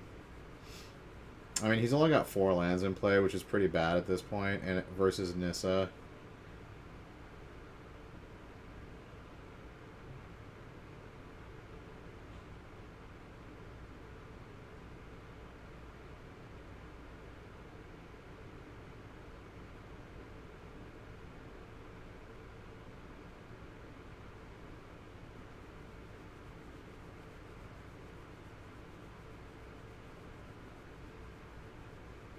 People started calling on him. Yeah. There was one guy that came that wasn't like a regular, and he like came in and I played against him, and he was super slow player. And I like let him know after. I'm like, dude, you should not play as slow as you're playing, and I think you're doing it intentionally. Because he won the first game, and then we couldn't even finish the second game. And I told the judge too. I was like, this guy right here, like, he's not a regular. I believe he slow played on purpose. He won the first game, and then we couldn't finish the second game. And I said, just like keep an eye on him if anyone else like says anything about him. And then the guy has never come back again. So I'm glad. I hope he doesn't ever come back.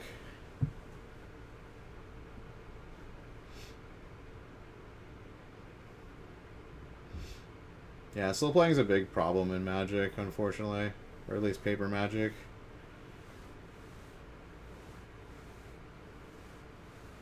It's not a factor in Moto, because Moto is just like you straight up have 25 minutes, and if you run out of time, you lose the match.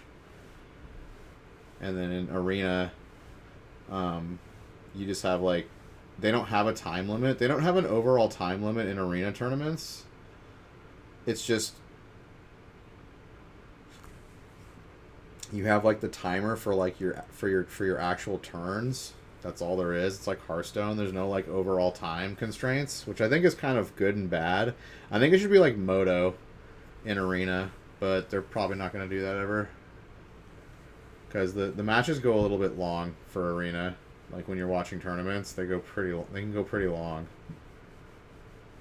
And I know they don't time top eights and stuff for paper either. Like you have unlimited time, but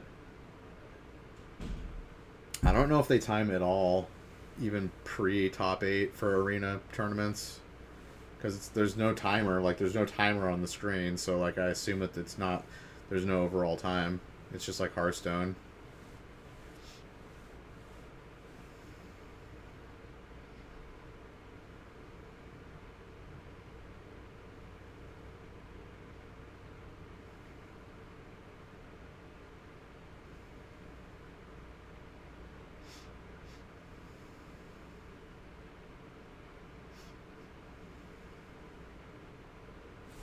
Yeah, they're probably just gonna draw. I don't know.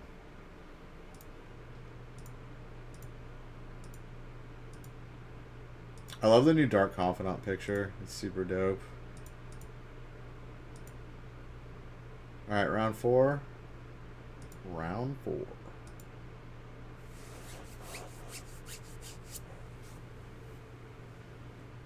The Dilks. Dilksy. Monorad Aggro versus Delirium. Dude, the new Field of Ruins are... Shit, you reminded me. I need to get those. I totally was thinking about that, too, when I went to Friday Night Magic. And I didn't pick them up. I'm an idiot.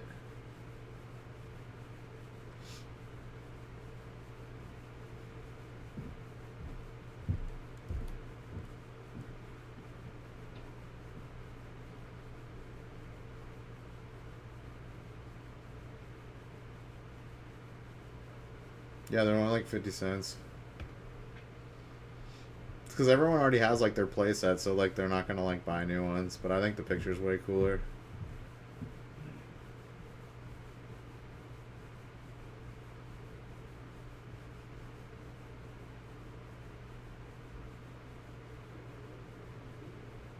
Hey, what is that?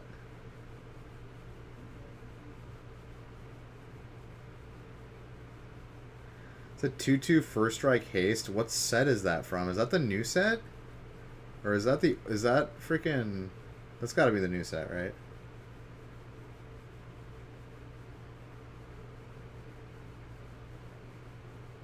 I like Chain Whirler. Chain Whirler's dope. I played with that card for a long time in Standard.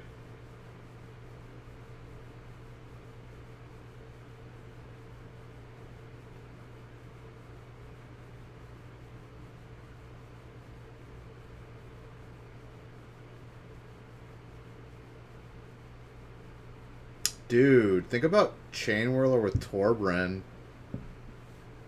Deal 3 damage to everything. Or to all of opponent's creatures and opponent. Dude, that's pretty dope.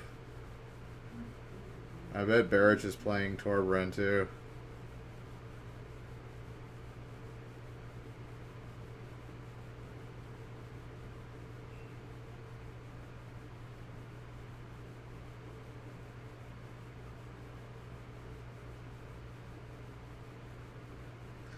Some of the SCG commentators' voices are like nails on a chalkboard. Which ones? I don't have the sound on, do I? Okay, no, I don't. Whose voices? I like Patrick Sullivan and Cedric Phillips. I think they're really good together as commentators. They're like among my favorites of like all the commentators in Magic. But yeah, Overturf. Overturf has kind of like a nerdy, like, kind of nasally. Yeah, Emma's voice is kind of annoying, I have to say. It's kind of nasally and pinched, kind of like high pitched nasally. Yeah, it's a little bit annoying. I mean, she can't help it though. People can't help what their voices sound like.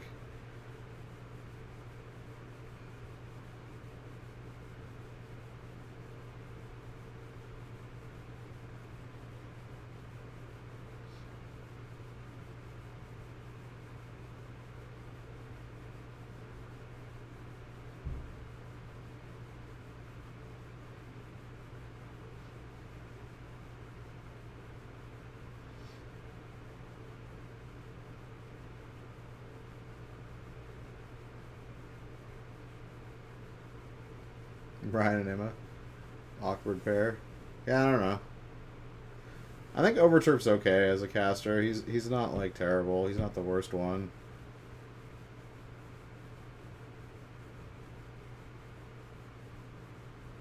But I mean, I feel like there are a lot of people that cast that like there are just they could have better people doing it.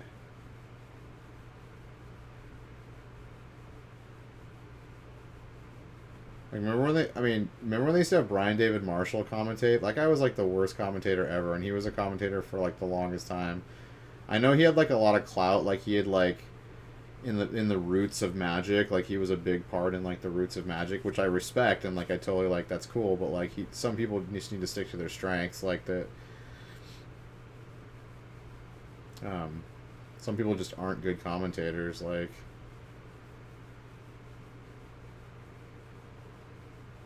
Alright. It looks like Dilk's completely stabilized here. Like with Uro being able to gain life. Yeah, this is just over for red. I feel like this is a really hard matchup for red. Like, really hard. Like, all the life gain off Uro is just disgusting. And then you got, like, Courser Crucifix. And you got, like, Hand Destruction and Fatal Push and Abrupt Decay. I feel like black has a really, really big advantage in Pioneer right now. I feel like black is just incredibly powerful. You get Fatal Push, you get Thoughtseize, you get Abrupt Decay, you get, you know, Murderous Rider. You get like all these really efficient like removal spells and like Hand Destruction, which are like just top tier. And then red doesn't get Lightning Bolt. Like red doesn't have Lightning Bolt. Like red should have Lightning Bolt, I feel like, in Pioneer, but it doesn't because of like where it starts. Alright, so sideboard. Damping Sphere? Nah, Damping Sphere is more for like Phoenix and other stuff. Chandra? I think Chandra could come in here. Maybe. I feel like aggro has to kind of go a little bit more grindy in this matchup. So I wouldn't be surprised if she brought in Chandras. Fry is for what? Blue and white? Yeah, that's not going to do anything. Well, actually, no, Fry can't kill Uro either. Yeah, Fry can't kill Uro. Uro's got 6 toughness. He's like the 6/6 is like immune to like every red removal in the game. Because they do like 5 at the most. Abrade seems not good. Experimental Frenzy, those are probably going to come in. Lava Coil? Yeah, Lava Coils are going to come in to kill, like, Courser or Crucifix. Carry Zev's Expertise. That takes control of a creature, right? And then you untap 3 lands. Yeah, that actually is probably going to come in, because you can take, like, an Uro, attack with it, draw a card, gain 3 life, kill them. So yeah, she's probably going to bring in 2 Chandra, 2 Frenzy, 2 Lava Coil, 1 Carry Zevs, maybe? That's what I'm guessing. And then Sultai is going to bring in what?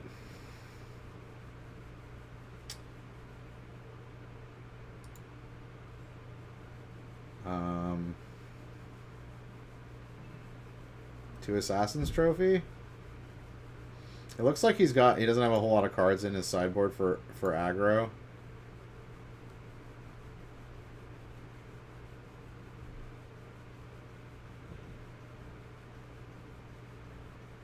Seems bad. I think it's good against Uro. If you take control of Uro, it's a 6/6. Swing with it, draw a card, gain 3 life. That seems really good, actually. And she has no way of dealing with Uro. She can't remove it with any removal spell. That's like the only thing you can do. Maybe he brings in Agonizing Remorse here and 2 Assassin's Trophies. Oh, Abrupt Decay is probably going to come in too. Maybe another Tireless Tracker. We'll see.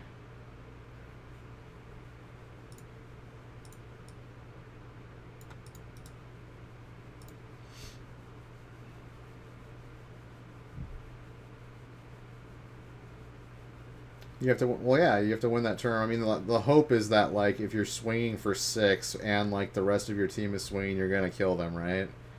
That's a lot of damage. And then maybe you have, like, a burn spell you can play off of the Carry Zevs afterwards for free. So, I think she's definitely going to bring it in. I would 100% bring that card in this matchup. I mean, you could also take a Courser with it. A Courser is a really good blocker. So you take away one of their best blockers and get 2 damage out of it, and the rest of your team gets to swing in. Alright, Soulscar Mage.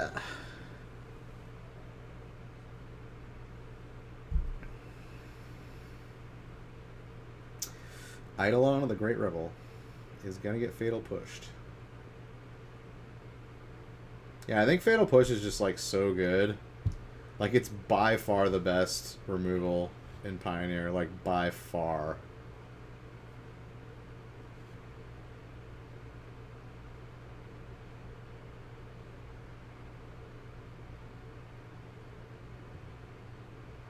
Does White even get Path of Exile?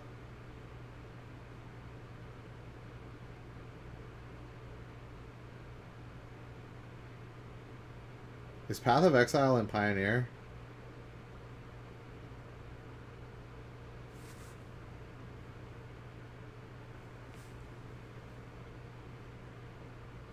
It's not, is it?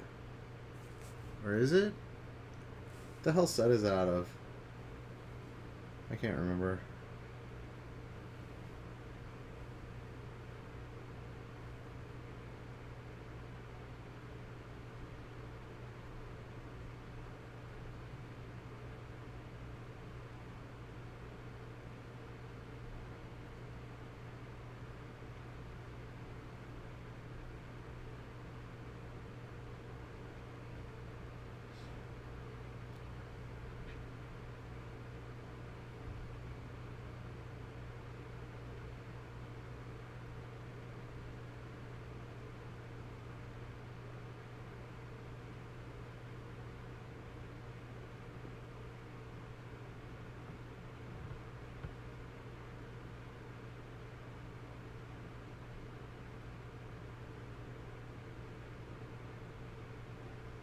Alright, yeah, she brought in Chandra's.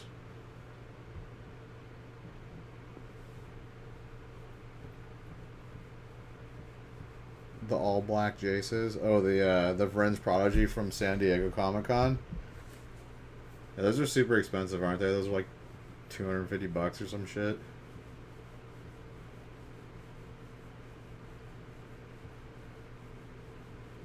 Yeah, San Diego Comic-Con.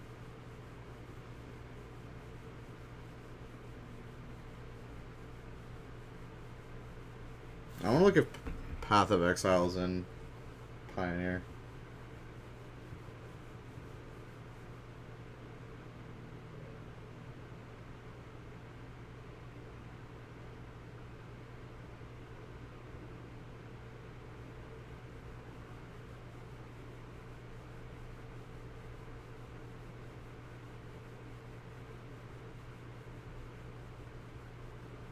Oh, it's not legal. Dude, white is trash, man.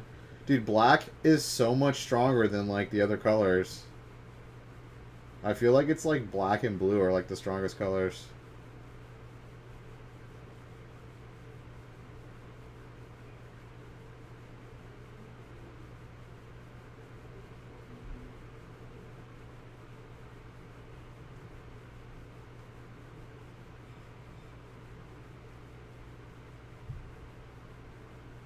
Eat to extinction. Exile target creature playing to look at the top card of your library and put that card into your graveyard. What? Is he playing that card? He is. What? That's crazy.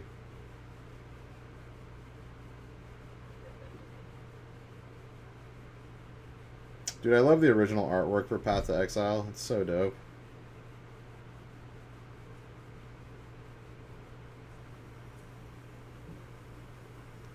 Yeah, dude, white and red seem kind of weak in Pioneer. But I guess like mono red will always be a competitor just because the amount of cards there are.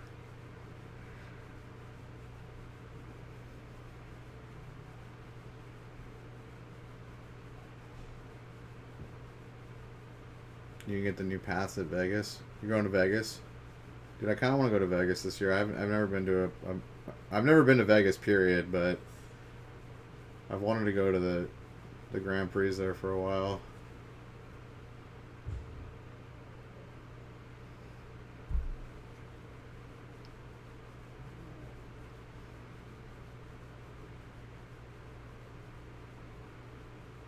I think I've seen the new artwork. I still like the original artwork the best for Path to Exile.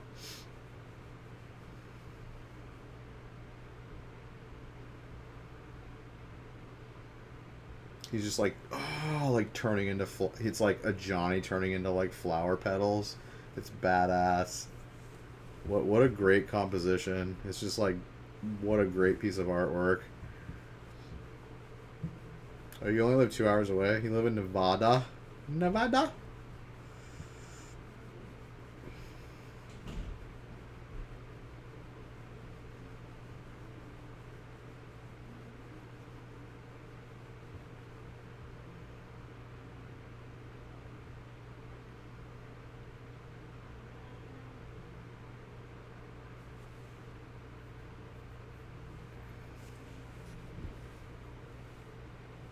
You live in southern Utah? That's actually 2 hours from Las Vegas? Really?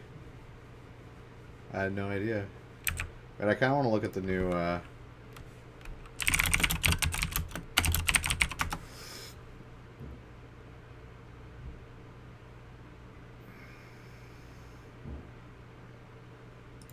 what is this it? Oh, shit. That is kind of dope. I haven't seen this. Dude, she's like shattering into like glass fragments. This giant angel. Dude, that's pretty dope. That's pretty dope. I like it. I still think I like the old one better though. This is a little bit, I don't know.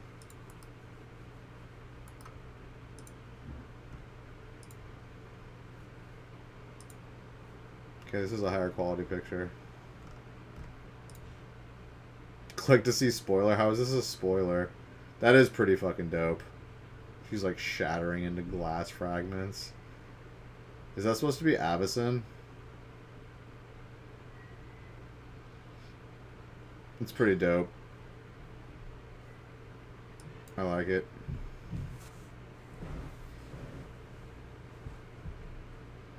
Can you get them non-foil, or is it only foil? Like the lightning bolt? I have the non-foil lightning bolts from last year. I have like 5 of them. If I can get those past in non-foil, I'm going to get them non-foil.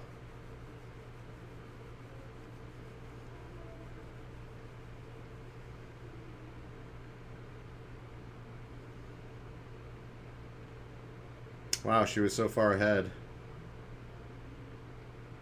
But no longer. Oh, so you can get them non-foil. That's pretty dope. I might have to pick those up. Might have to pick those up.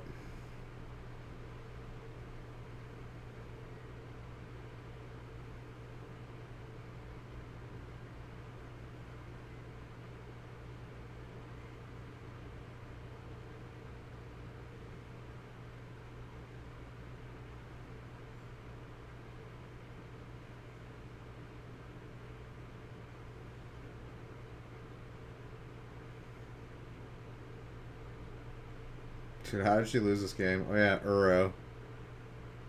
He's cast Uro twice, and he's at 6 life, so he'd be dead without Uro.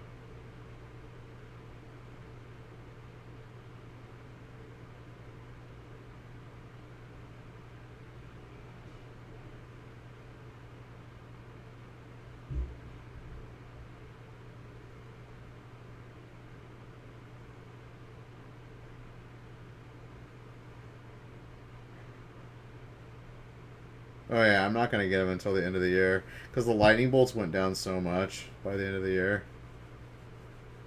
And plus, there was a Magic Fest I went to at the end of the year and got like the last 2 or 3 of them. Yeah, that was brutal.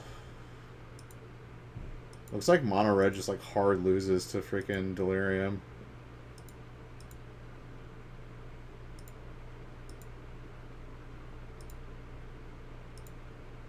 Alright, round number 5. Great. Demir Inverter versus Demir Inverter.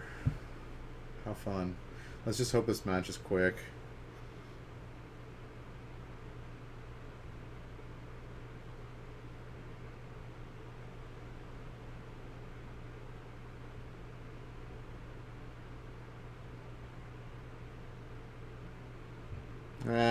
After Vegas will be reasonable? Yeah. Is that like 6-7 months from now? Or 6 months from now? Yeah. Probably true. There'll be enough of them in the market. Alright, he's probably going to take Narset here.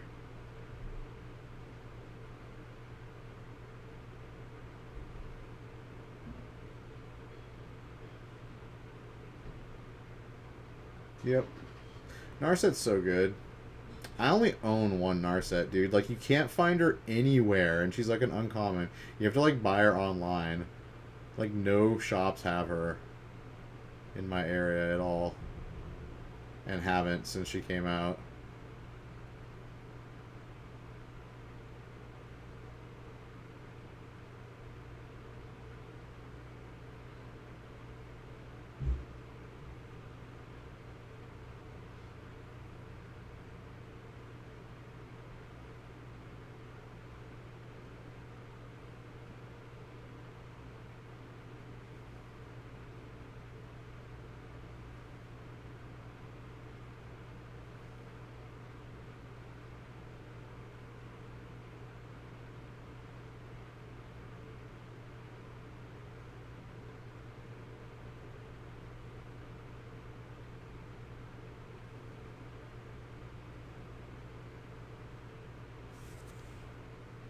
Your shop really keeps good cards in stock? Yeah. Yeah, the shop I go to, they don't open very much stuff. I mean, they have some decent singles, but like, yeah, like any hot items they just like never have.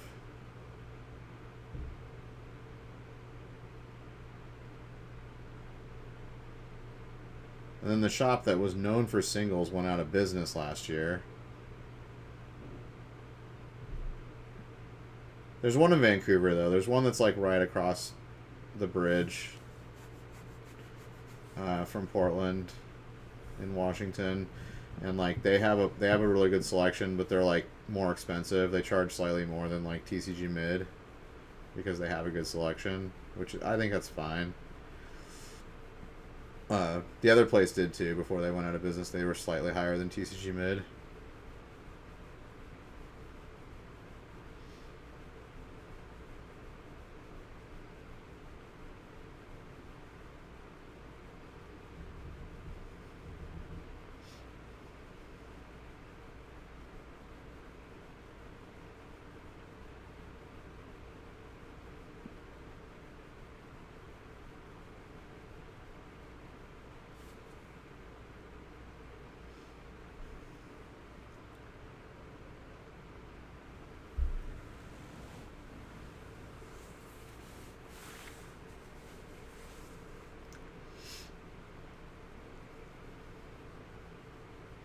Oh, yeah, Drown in the Lock. I need to get... I don't think I have a playset of Drown in the Locks. I think I only have like 2 or 3 of them.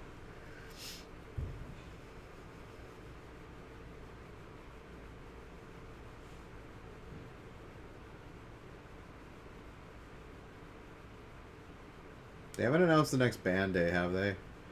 I feel like Inverter's definitely going to get banned, and I hope Titan gets banned, honestly.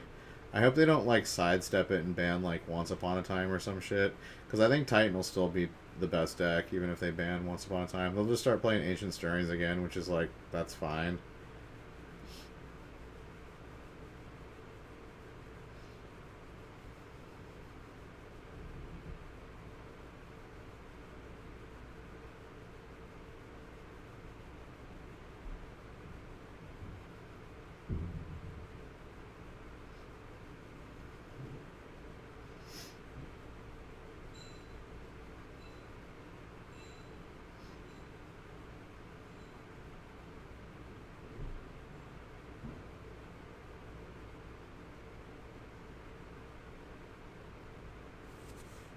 Because really, Once Upon a Time is not busted in any other deck in Modern. It really isn't.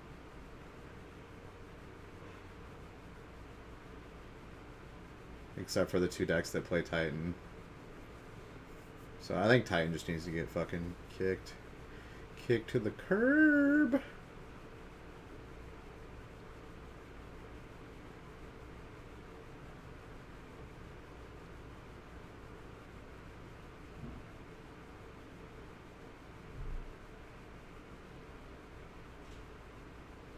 Ooh, look at his expeditions, Bunny.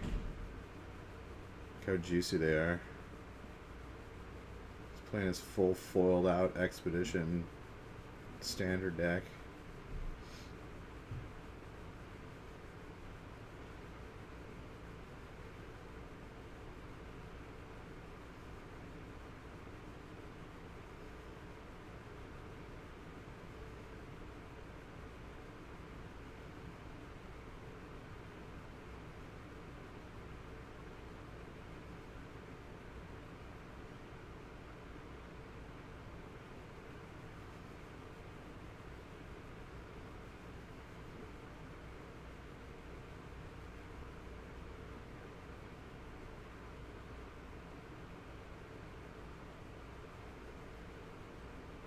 Yeah, and then blue gets cards like this. Like, blue gets Treasure Cruise, Dig Through Time. Yeah, they get the, that Hand Destruction, the blue-black one. Thoughtseize, Fatal Push. I think black and blue are, like, the strongest colors in Pioneer. Like, for sure. Like, card power level. And probably green's 3rd, red's 4th, white's 5th. Yeah, white's really weak.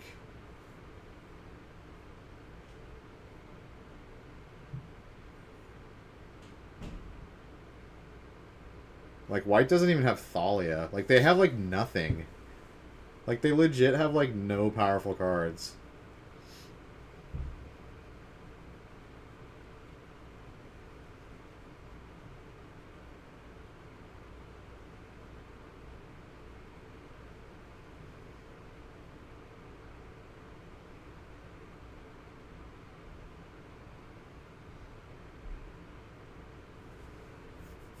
They have, like, 3-drop Gideon, who's, like, not even that good.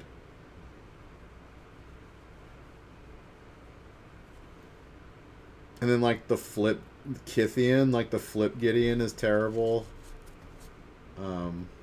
Yeah, they just don't got a whole lot of anything. Pretty weak sauce.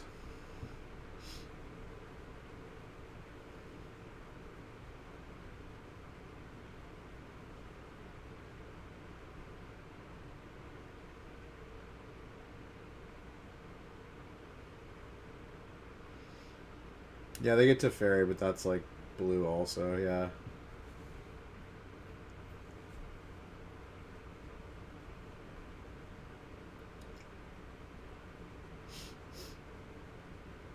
But yeah, like, how do you play, like, Azorius Control without Path to Exile? Like, you have to have a good removal spell. They have, like, no good removal.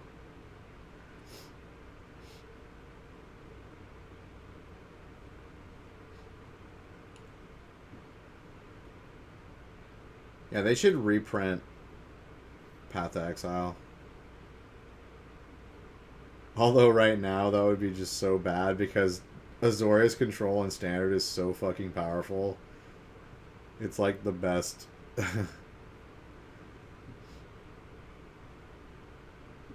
Supreme Verdict, yeah, Supreme Verdict's decent, but it's like, you need, like, low-cost removal.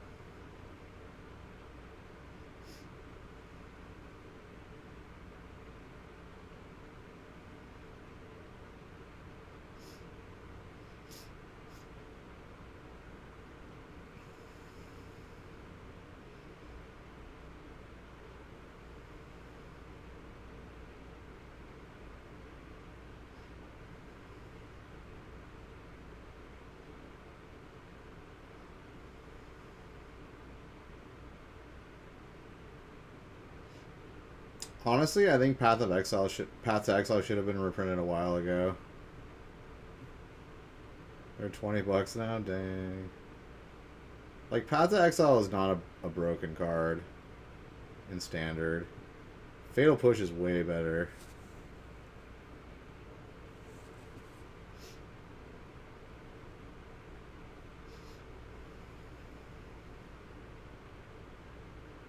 Yeah, Jay's Friend's Prodigy is like $40 now, Bunny. And it used to be like 10 for like the longest time.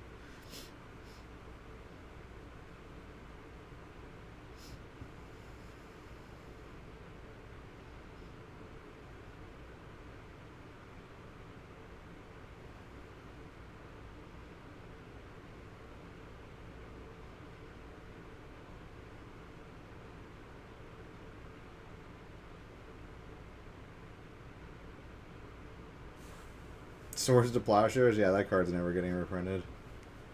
That's just like by far the best removal in the game of Magic. Like, hands down, no contest.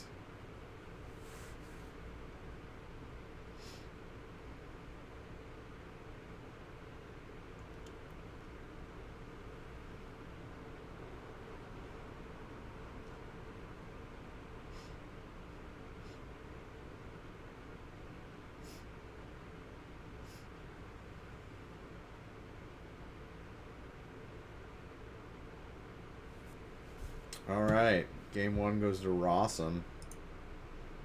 Alright, what are they going to bring in?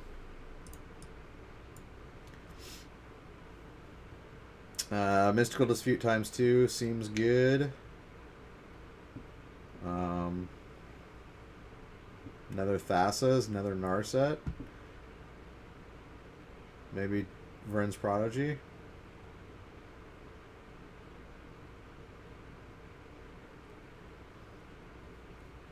And he's going to bring in 3 disputes. Probably two Jaces. Is Negate any good here?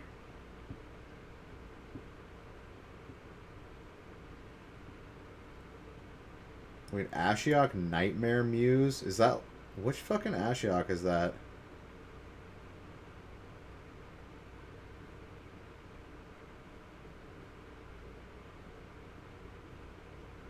Was that the middle Ashiok?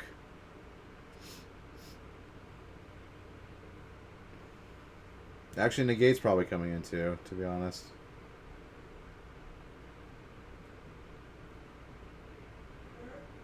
That's the no search one, is it? No, it's not, is it?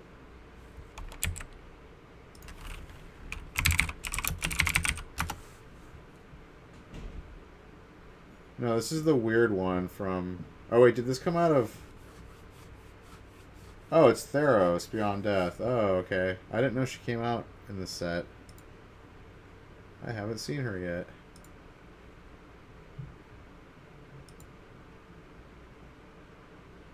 Create a 2/3 blue and black nightmare creature token. When this creature attacks or blocks, each opponent exiles the top cards of their library. That's pretty... Oh, she costs 5. Return target... -3 is return target non-land permanent to its owner's hand, and then that player exiles a card from their hand. -7, you may cast up to 3 face-up cards your opponent owns from exile without paying their mana cost. Okay.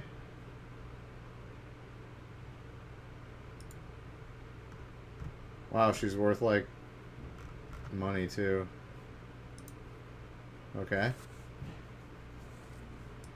Maybe she comes in, then. It's like another win condition.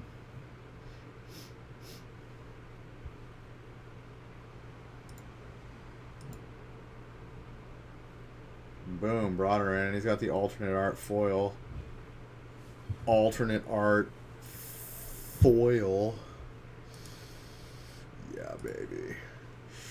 Yeah, baby.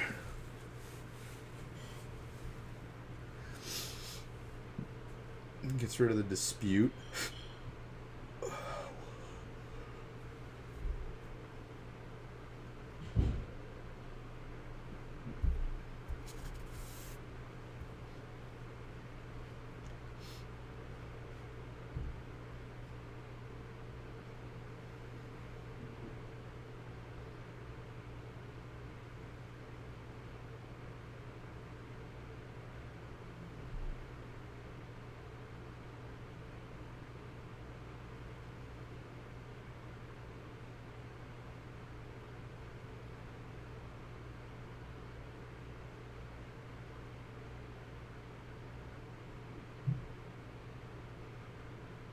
Getting rid of the counter magics.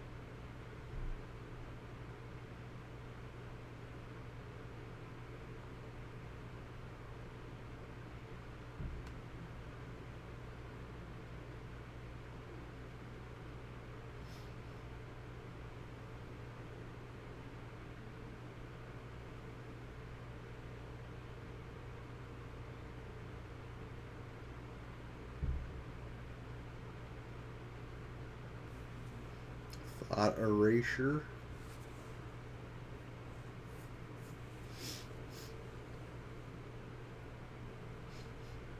He points to Ashiok.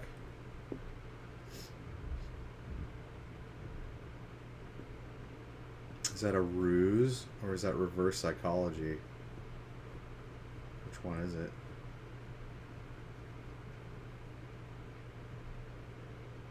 Or does he want him to get rid of it?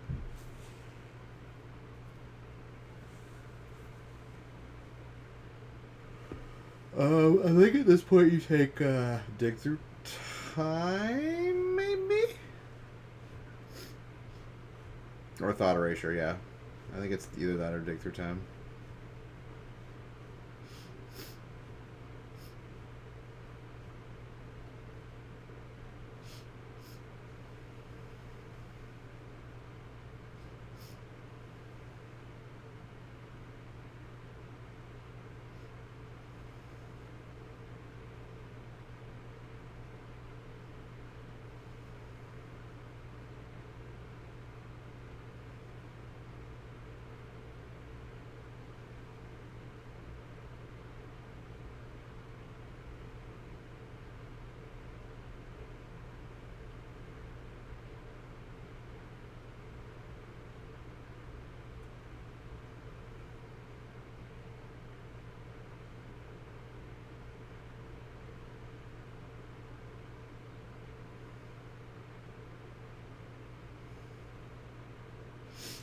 We be digging.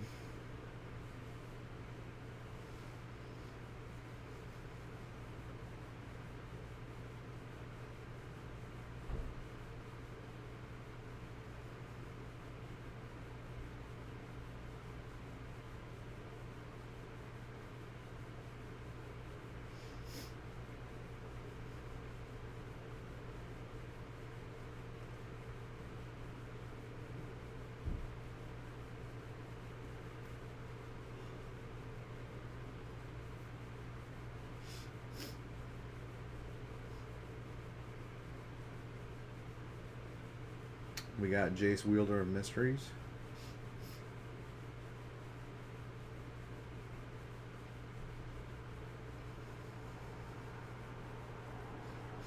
Oh, Ashiok. Let's go. Bounce Jace and exile a card from your hand. Let's go.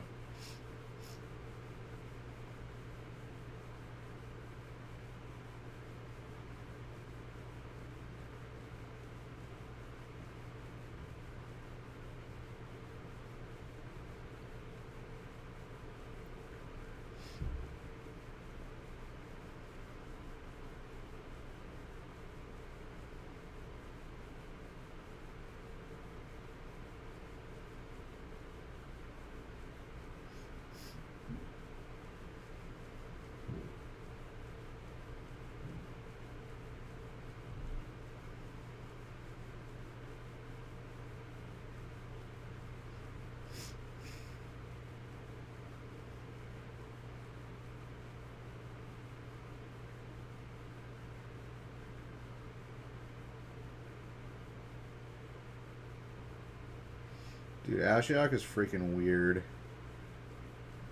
Is it a dude or a girl? It's got no boobies.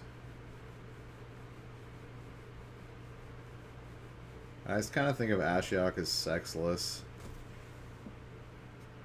Like, they gave up that part of their life a long time ago. Now they're just, like, in it for the power. Power is what gets off Ashiok now.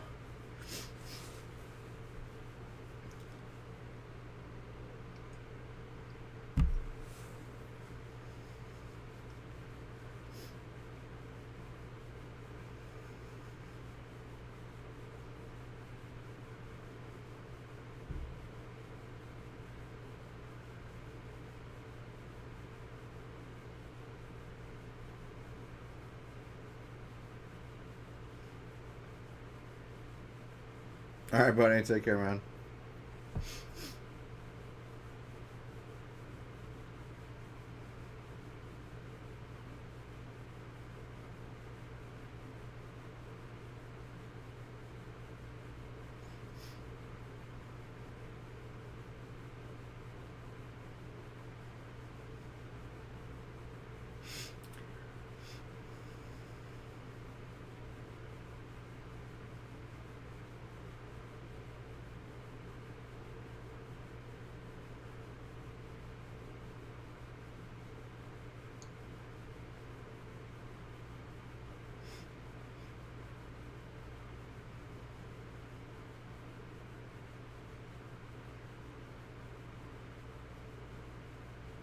Boom, the hero's downfall. Is that the 1-0 from the sideboard? Boom.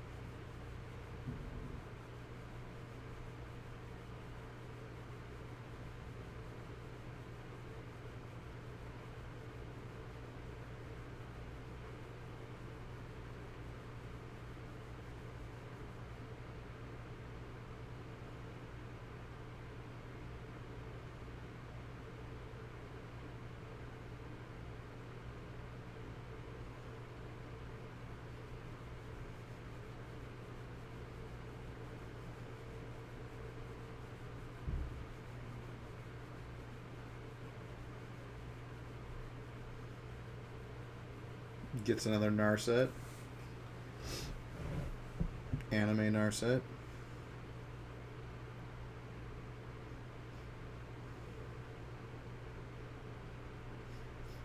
Hey, what just happened?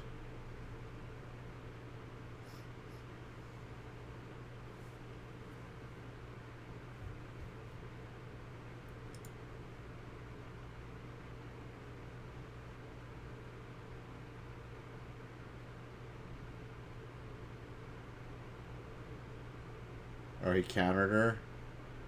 Oh, he was just too far ahead. I respect that. I respect the scoop.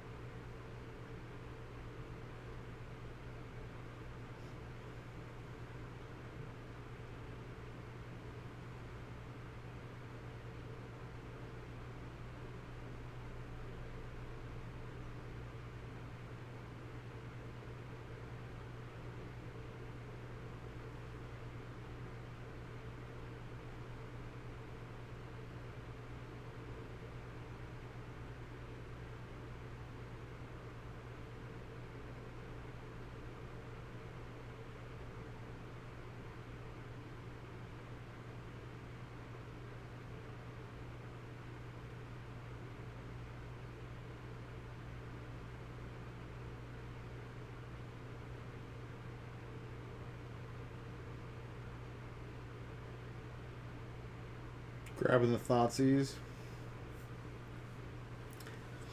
Thoughtseize is incredibly good in Pioneer.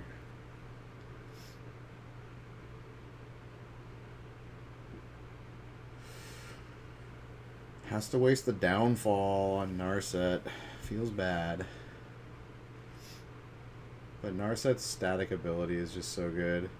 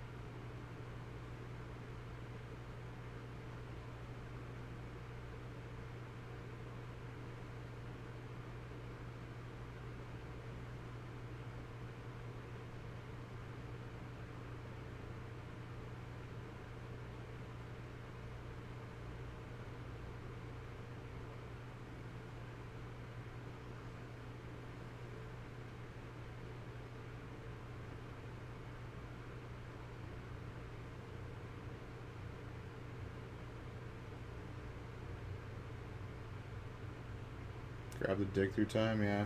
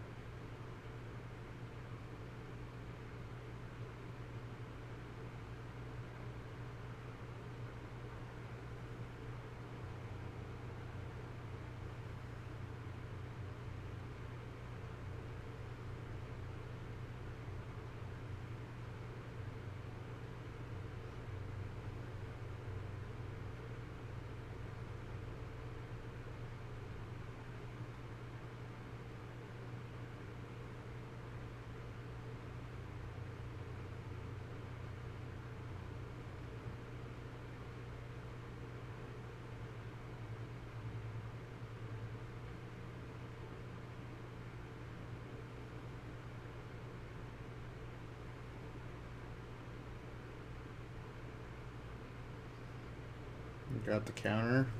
Yeah, his hand's stacked.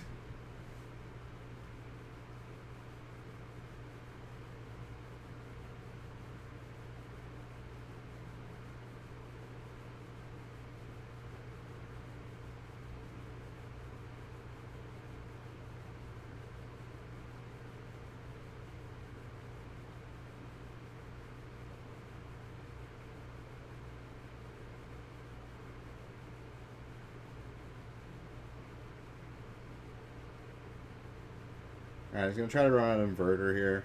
He doesn't have a whole lot of options. He's got two inverters in hand and a Thassa's. He's got another mystical dispute.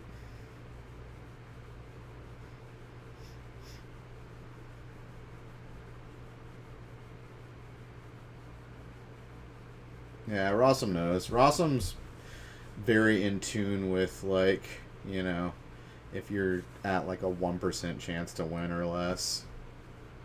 I respect that. I respect that he scoops when, like, it's, I mean, chances of him winning that game were like 1 in 1,000. Maybe less. He was just too far behind.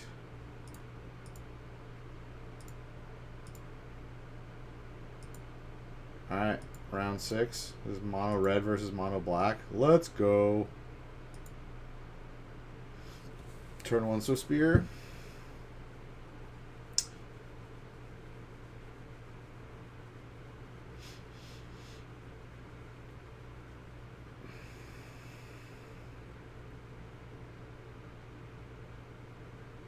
Those new Dragon Shield sleeves are pretty dope.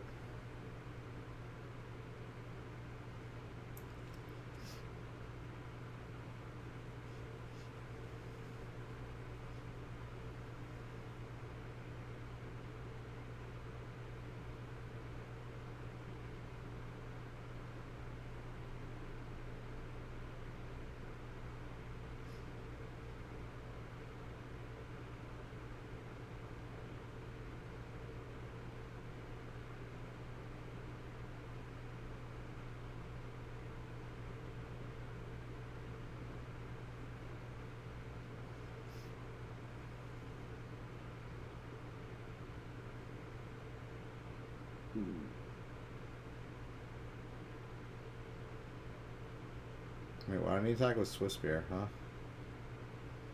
Oh, he has a Mutavault. Nice.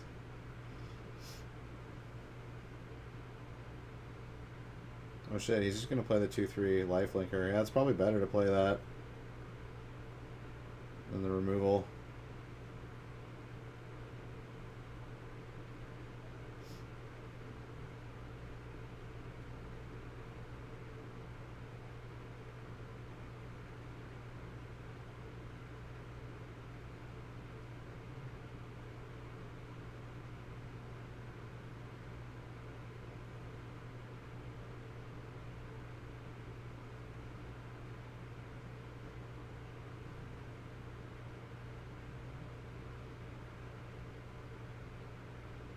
He's not even going to attack. Dang! Stopped his army of 4 creatures with a 2/3 lifelinker.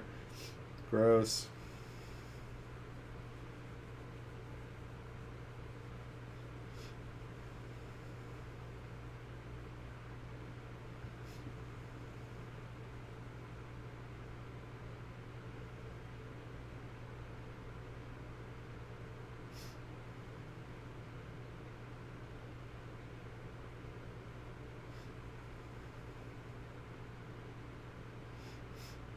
Honestly, this mono red deck doesn't seem very good. I don't know how people are like 5-0 with it.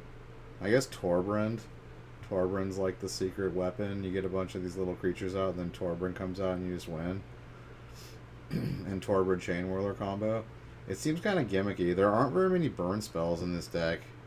Like, Lightning Bolt doesn't exist. They're not playing... They're playing Light Up the Stage, I think. They're not playing, like... Are they playing Skewer? Or, like, Wizard's Lighting? I don't think they are. Are they even playing Lightning Strike?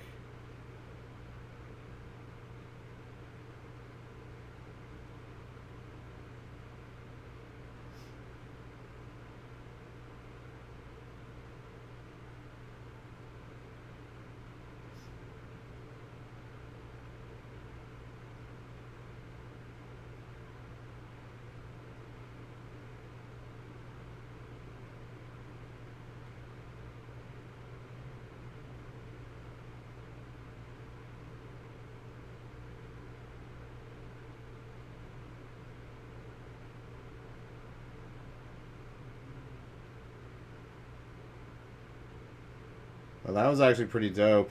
He blocked the first striker. The first strike actually played against him here. He blocked the first striker, the first strike damage went off, and then he fatal pushed before normal damage. and killed Torbrun, so he didn't lose his other two creatures. That's really strong. Or take all the extra Torbrun damage. Although he's got another Torbrun in hand. Yeah, it's pretty much just the Torbrun delivery system, it looks like. Like, I think the deck just plays like 4 Wild Slash. 4 light at the stage. Like, I don't know what other spells are in this deck. Does it play Chandra 3-drop? I haven't seen that either.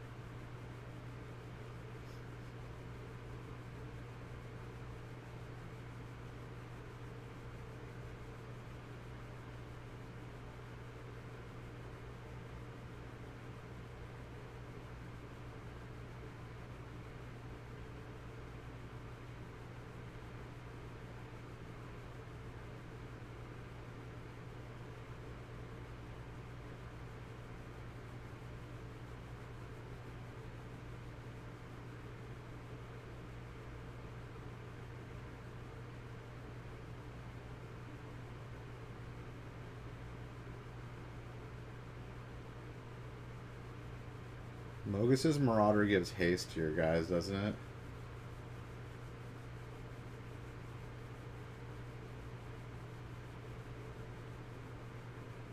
I believe.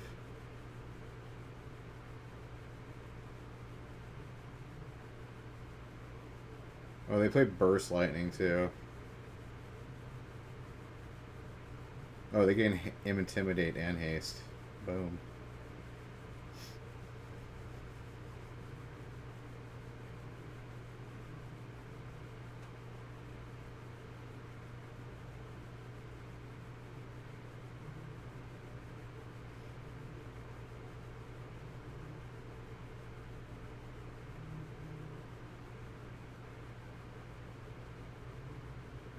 Oh, that's not Burst Lightning, that's Zurgo. Zurgo Bell Smasher. They might be playing Burst Lightning too, though. Alright, sideboard. What do we got?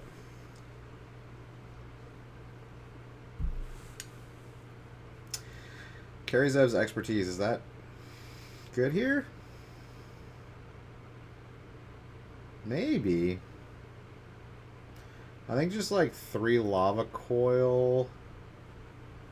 Eidolon actually seems not bad.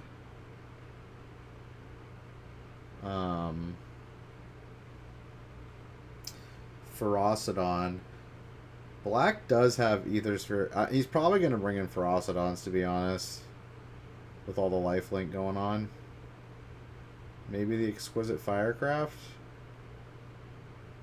And 3 Lava Coils. I don't know if he's bringing Eidolon in. Eidolon might be bad because they're both racing. I'm just going to say those 7 cards for now. If he brings an Eidolon, I'll be surprised. And then Mono Black's going to bring in 2 Aethersphere Harvesters. 1 Shadow Spear. 1 Ultimate Price. 1 Doomblade.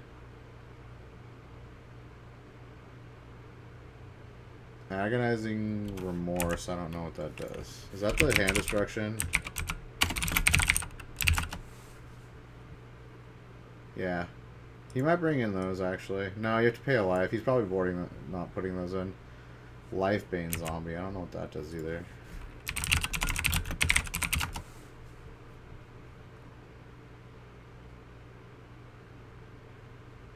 Oh, he's the, like, yes, he's the green-white hate card. 3-1 Intimidate. That guy's dope. Yeah, so he's just going to bring in 2 Aethersphere. Shadow Spear, Ultimate Price, Doomblade. It's a good 5 package.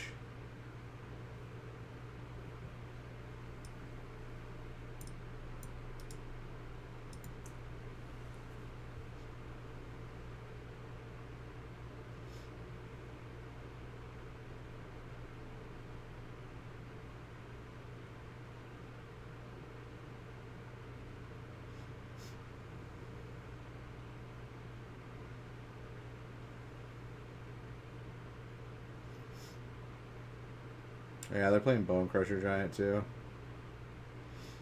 which technically counts as burn.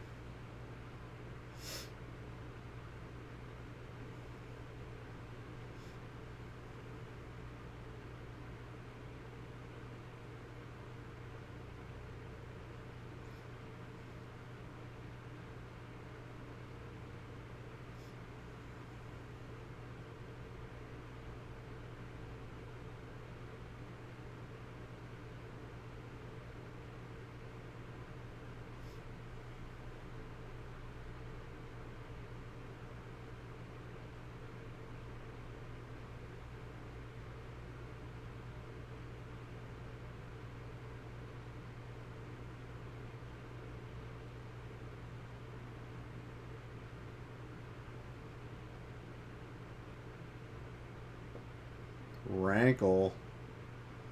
Good old Rankle.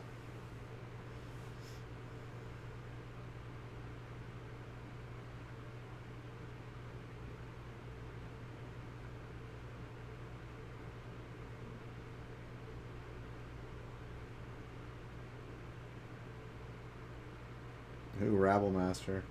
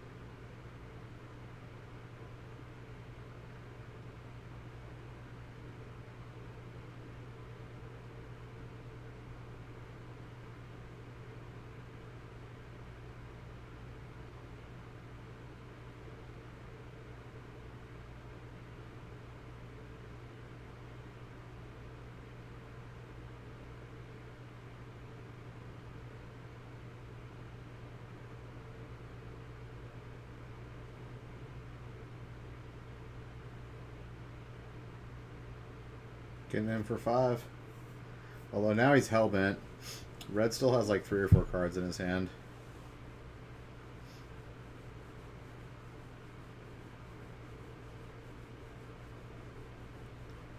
Was that Wild Slash, Ferocidon, Torbran, and Chain Whirler?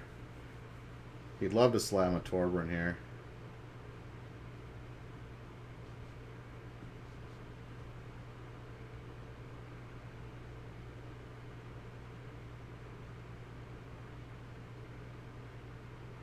Which he's probably going to do.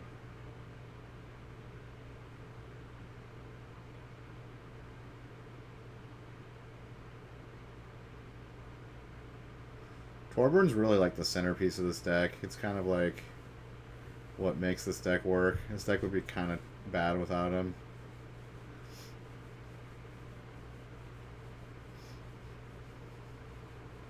He's not playing Torbran. Really?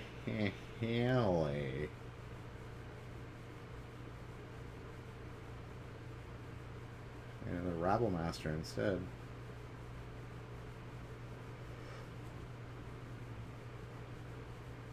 Guess he's trying to get the Super Torbran surprise attack. Yeah, I guess Rabble Master is just straight up better than Chandra 3-drop. Probably.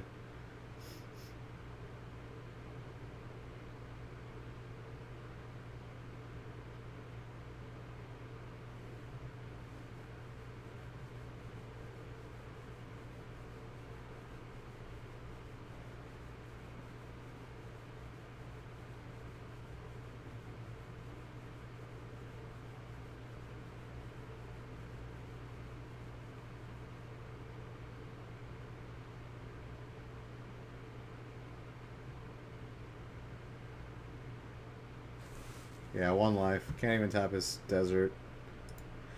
GG.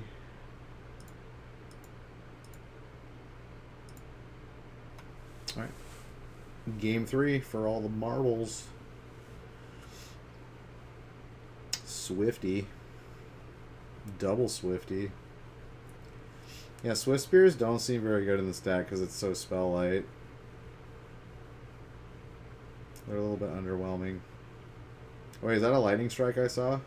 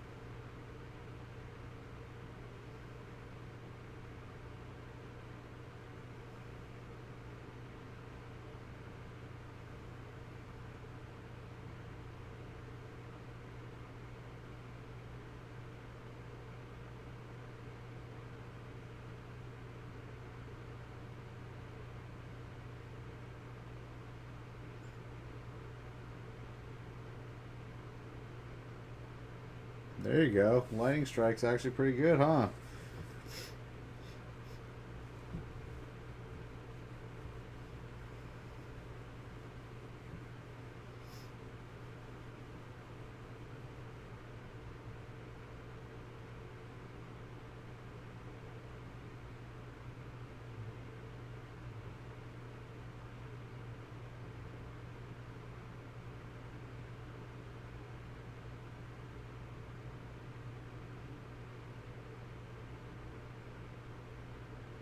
Dude, Rankle's dope. He's so good. Powerful card. Made both people sack a creature, which his creatures come back. Red boys do not come back. And then made him discard a card. Both very good.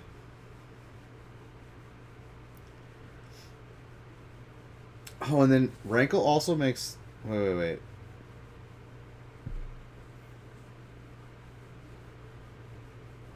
Oh yeah, he makes him lose a life too and draw a card. Did he make him draw a card too? Yeah, I think he did. So like he got the 4 damage for the order to gain a counter. That's dope. Rankle's awesome. Ooh, Harvester, gross. I think that's the nail in the coffin here.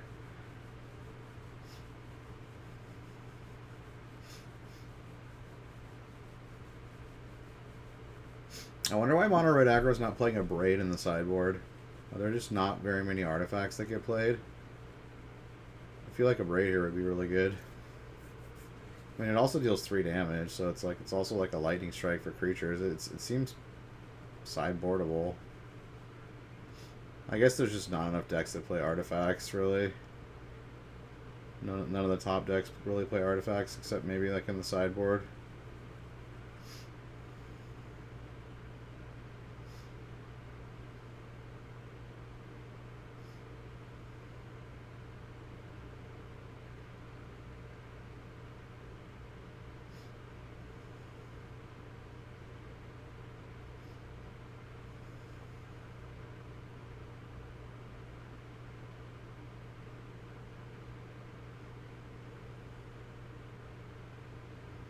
Red's dead.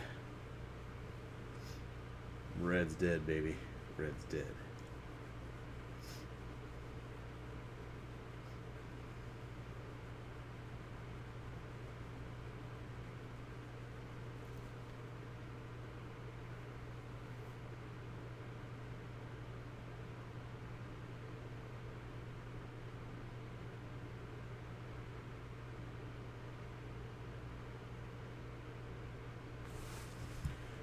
GG.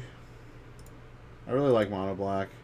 That's the first deck I want to build in Pioneer. And then they banned Copter. But it still seems really good. I might still build it.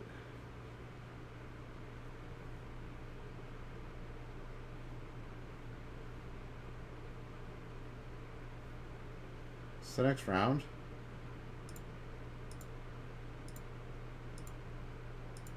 Is that round 5? Oh, that was round 6.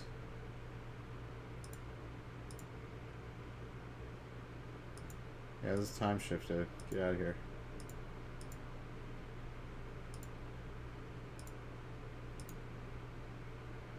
Alright, round 7. Lotus Breach versus Inverter. I think he's got the Lotus out. I'm gonna go pee real quick. I'll be right back.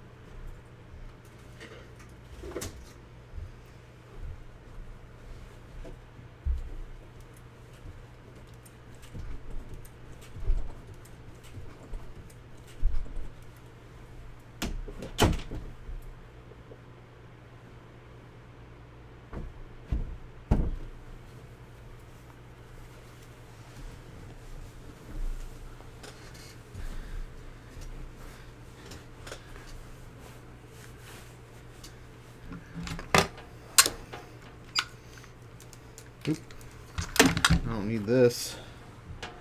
Do I? Alright, what do we got going on?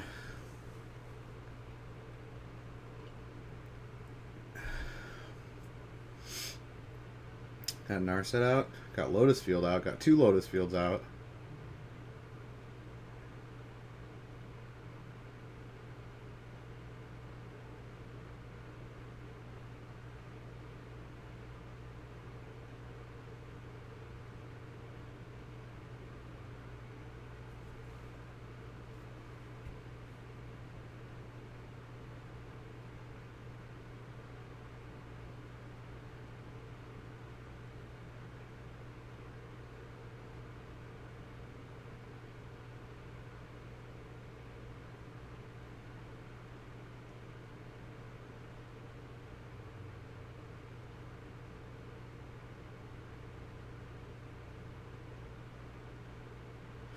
Here's Underworld Breach.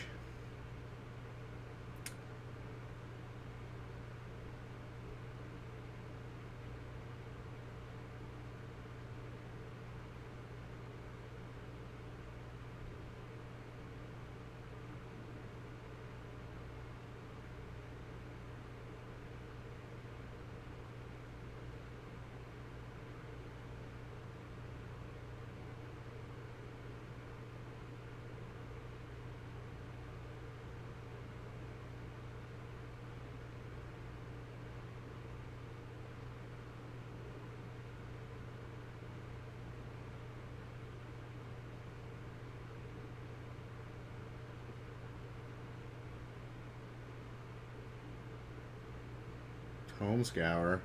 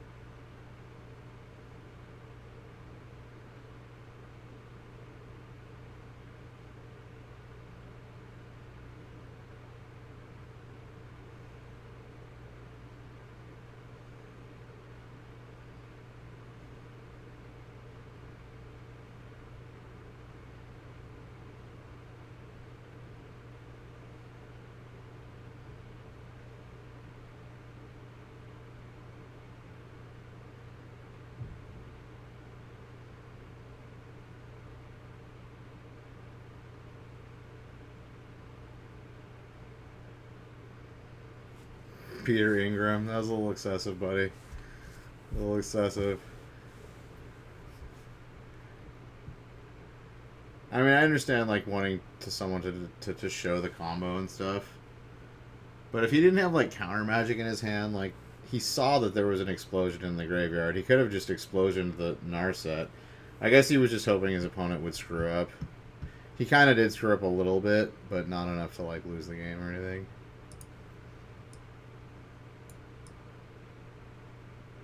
Now, was that worth the time loss? We'll see. They still do have 35 minutes. Alright, sideboard. I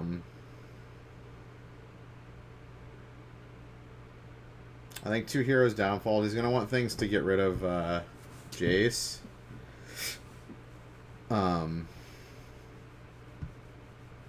Damping Sphere also. I think Damping Sphere is actually for this deck because they keep casting escape cards.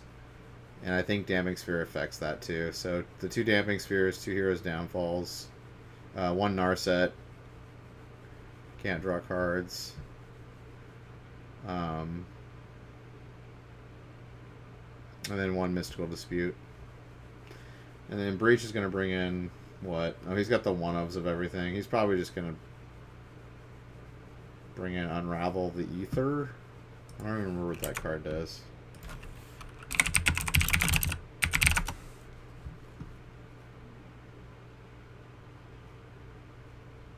Start artifact or championing its owner shuffles it into his or library. Oh.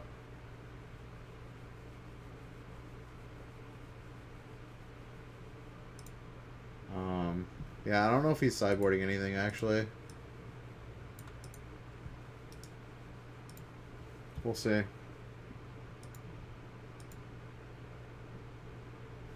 Alright, game 2. Turn 2 Thought Erasure.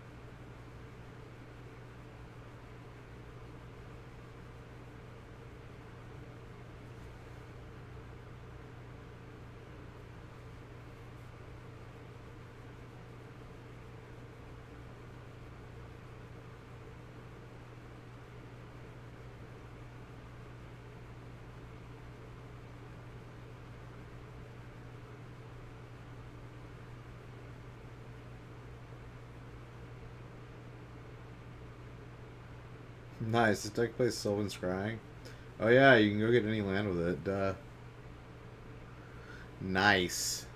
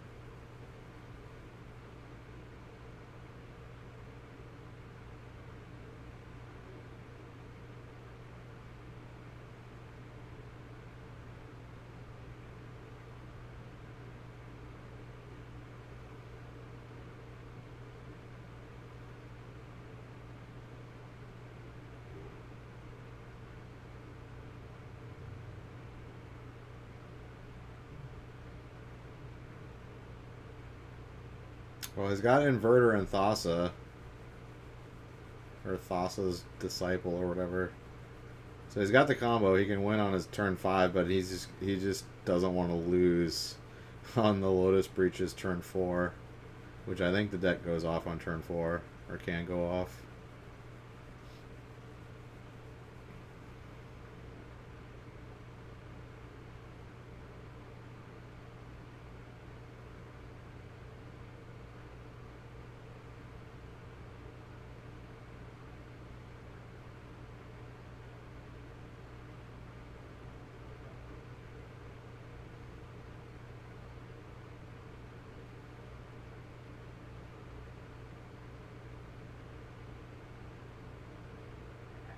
Yeah, he chooses the thought erasure.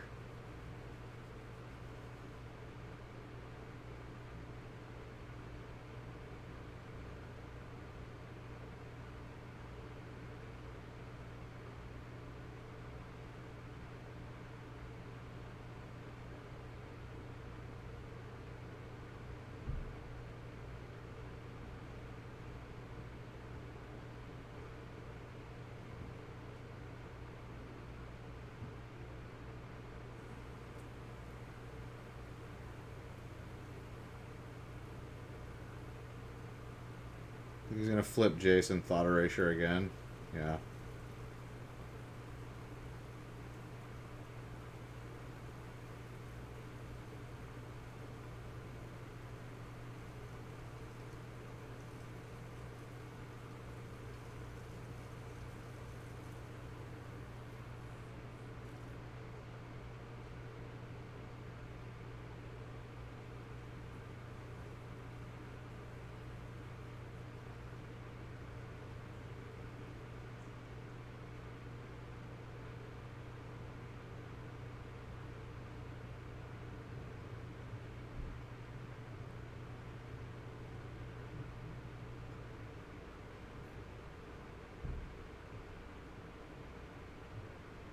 Alright, he's got Thespian Stage, so he's got double Lotus Field on his next turn.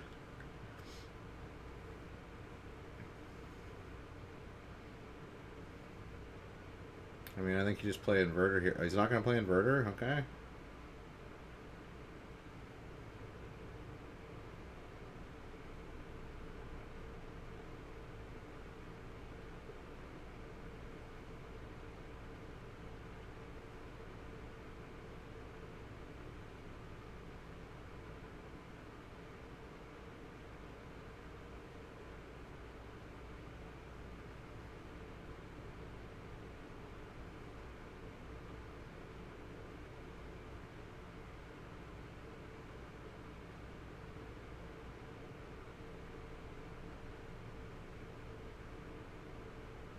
Yeah, I guess he can counter Inverter now. He had enough mana to counter it, that's why he didn't play it. Mystical.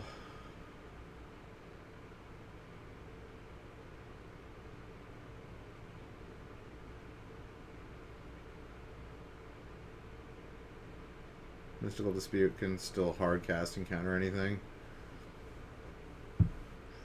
Thoughtseize is a good draw.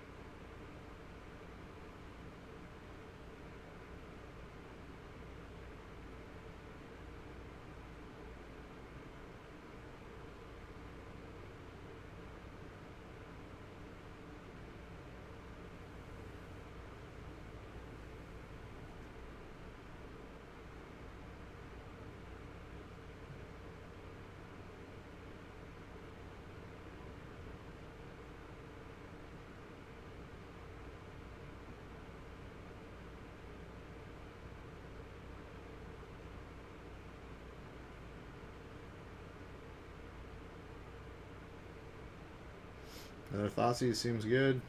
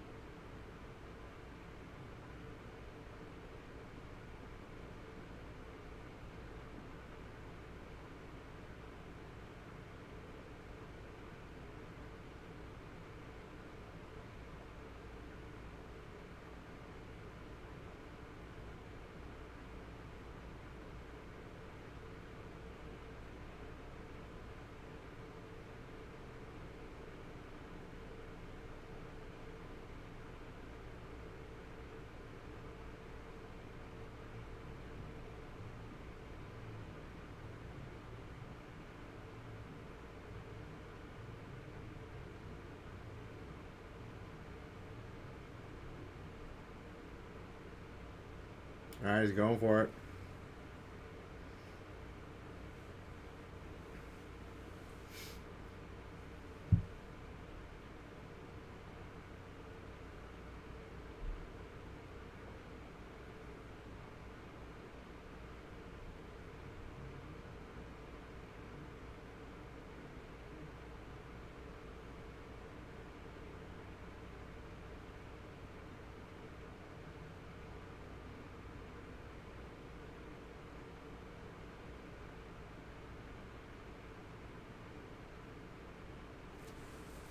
Now, does he bounce the Jace here? I think he's going to bounce either... I guess you can't really bounce the inverter, can you? Because he can just play it again and then win. Yeah, he's going to bounce Jace. Draw a card.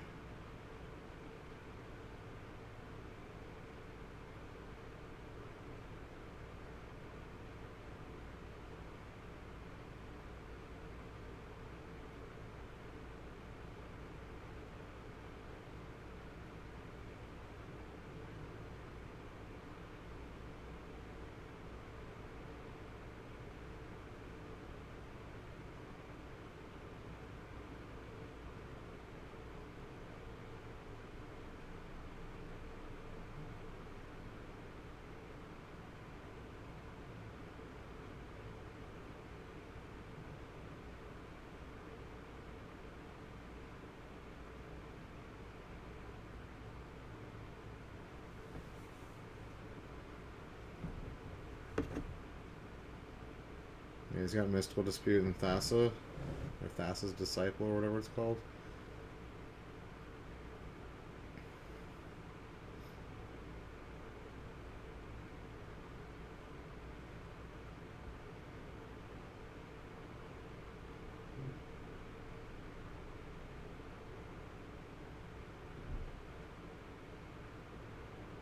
Did he just copy Blast Zone?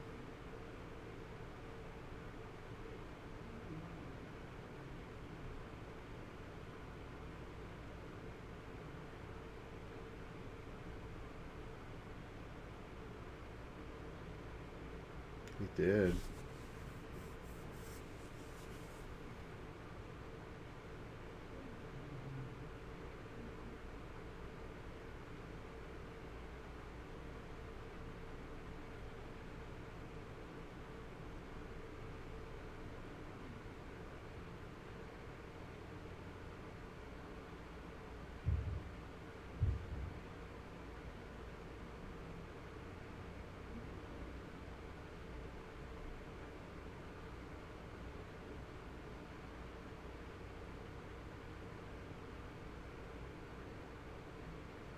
Oh, he just wins here.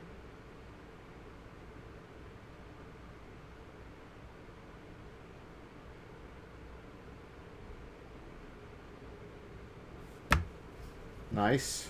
Nicely navigated. Alright. Game 3 for all the marbles. Sylvan Scrying turn 2 for Lotus Field. It's like no turn 1 play for Inverter. Thought Erasure. Turn 2.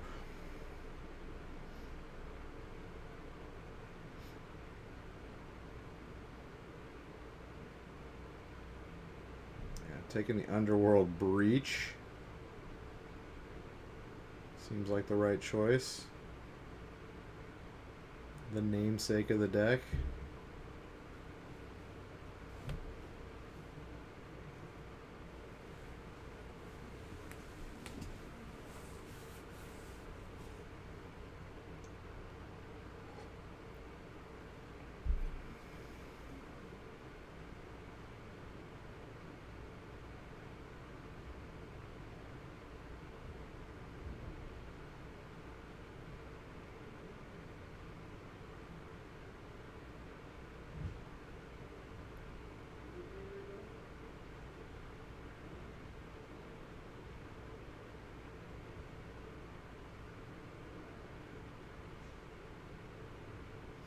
Alright, goes and grabs a Blast Zone. Plays Lotus Field.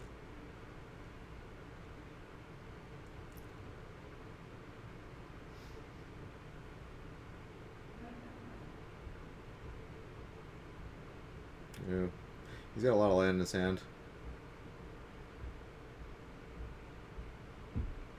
Jace.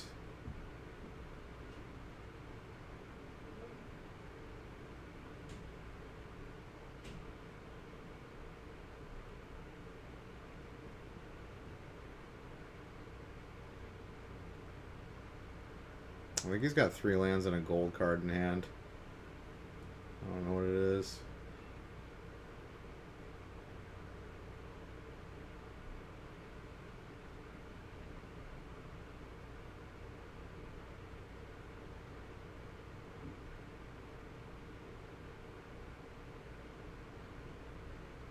Or is that inverter?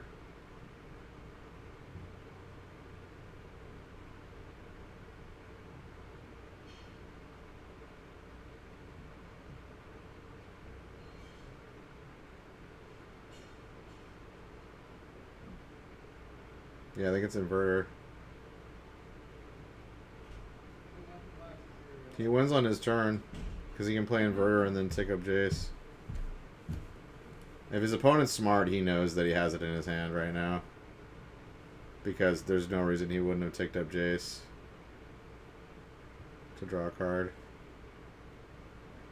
He should have Jaced his opponent and milled 2 off his opponents and drew a card.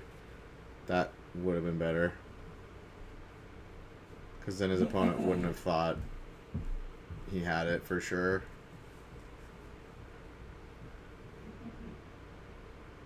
Yeah, there's no downside to drawing a card yourself at this point.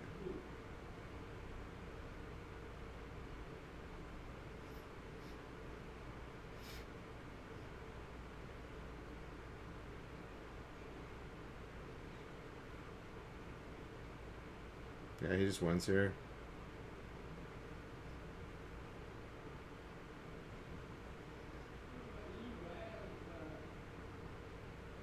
Unless he drew counter magic.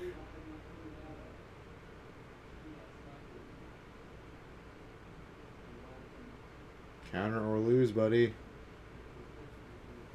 Oh, looks like he drew a bunch of lands. He had 3 lands in hand, yeah. Unfortunate.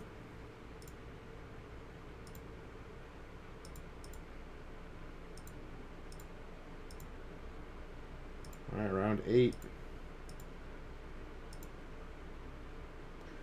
Mono White Devotion. Haven't seen this one yet. This is Heliod. Actually, we saw it, I think, once at the Team Constructed. Versus Inverter. This deck's overpowered.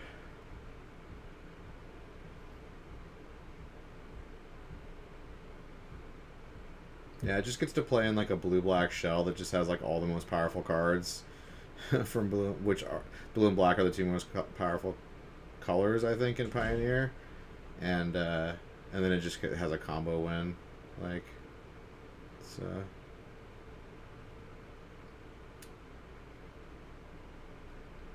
seems like it's clearly the #1 deck. There's no real dispute there.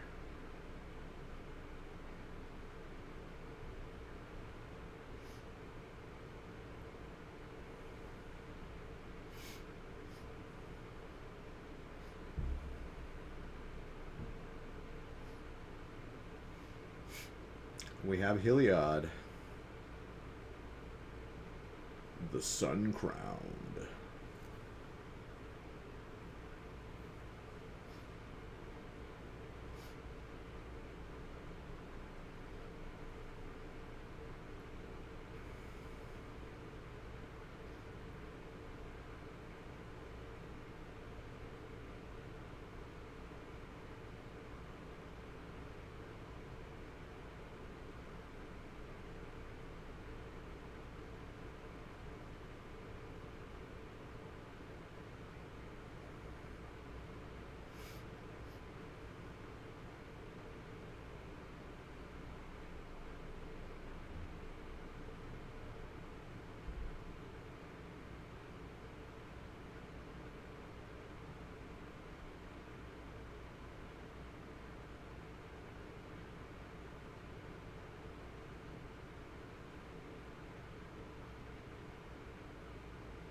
That was Daxos.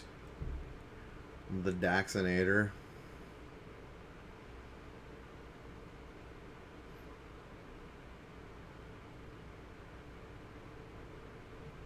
There's 4-drop Gideon. 4-drop Gideon's actually pretty powerful. As far as power level of cards go. Although I still think white is the weakest color in Pioneer. In terms of just power level of cards. Although 4-drop Gideon's decent. He's kind of fringe modern and like fringe legacy playable.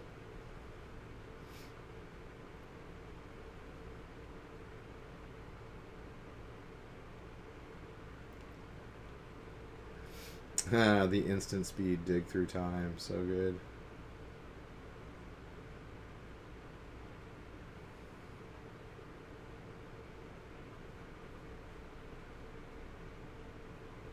Better get going on this combo. We're just going to get stomped out.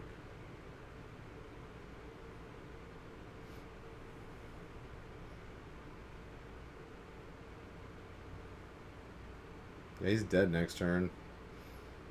Gideon turns 5 into a 5/5. That's 5/10. 13, 15 damage, yeah.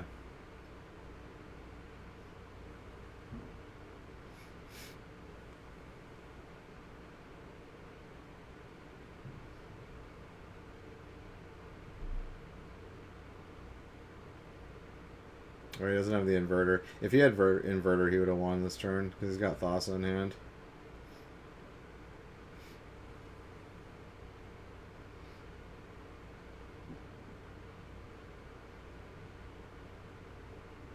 Yeah, Thassa as a blocker. Let's go.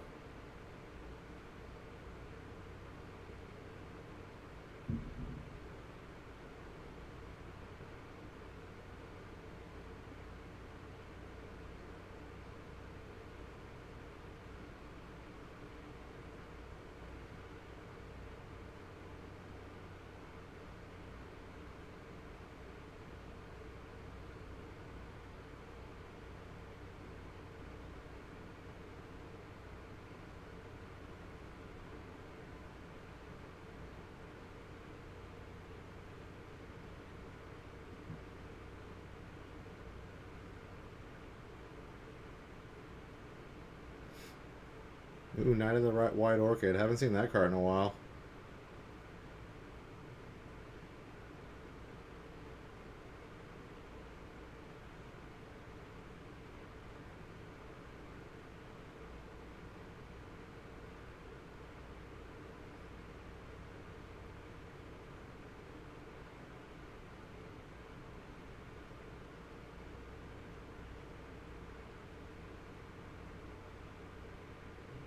Nice. It's playing Idyllic Grange. +1/+1 counter, baby. Let's go. That's the first time I've ever seen a non-Mystic Sanctuary of those lands be played in Constructed. They're all like so much worse than Mystic Sanctuary.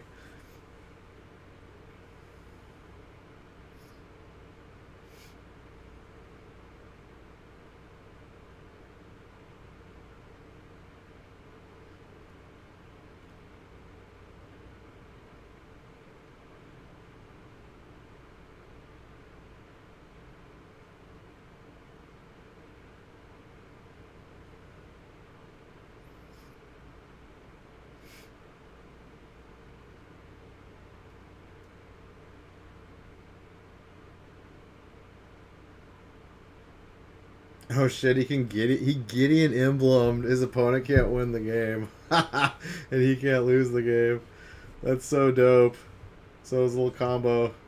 Little combo ain't gonna work, is it, buddy boy? That's dope.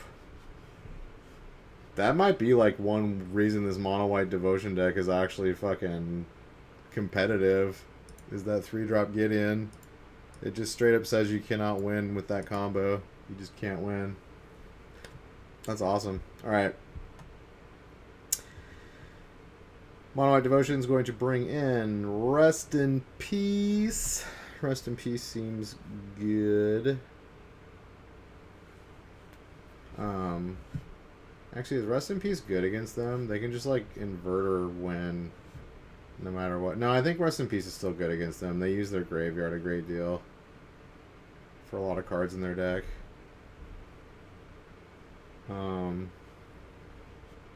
Elspeth Conquers Death. This is for like the aggro matchup. She can just gain you 5 life. I think he's gonna bring in another Gideon Ally of Zendikar for sure, and 3 Rest in Peace. Seems good. And then Inverter's gonna bring in what? 2 Legion's End. Is Cry the Carnarium good here? Oh. Negate seems good. He's got a lot of Planeswalkers. Noxious Grasp is good. That kills white and green. Yeah, I don't know if he's going to bring Cry the Carnarium. He might. It seems not that good, though. So probably just the 2 Legions in, negate Noxious Grasp. Yeah. Oops. Alright, turn 1. Thoughtseize!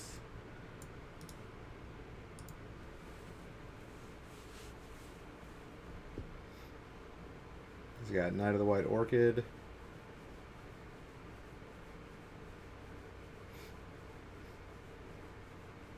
No, I can't see those other 2 cards.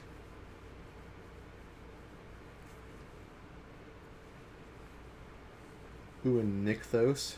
Oh, it's Arcanist's Owl.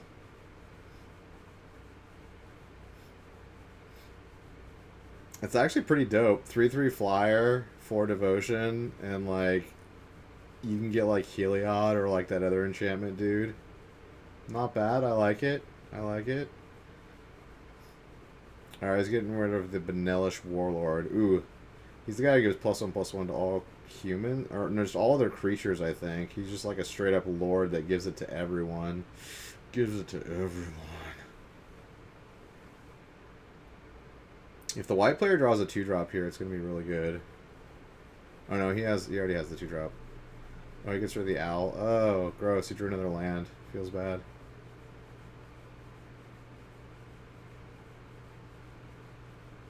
Oh, he drew another land. Are you kidding me?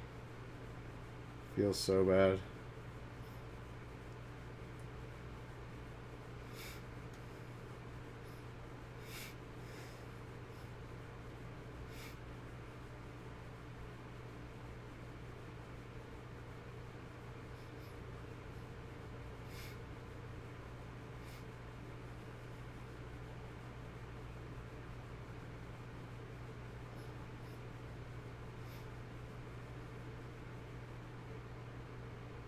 Did he try another land?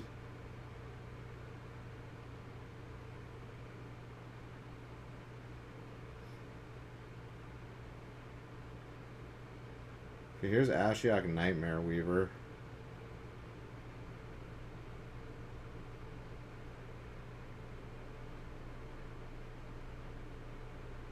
That's interesting. I guess she's pretty good against, or they... Ashiok is sexless, I don't know. Against, like, creature decks, because you can just take one of their creatures, play it out as a blocker. I can see that. It's good against control decks, too. He finds Heliod, too.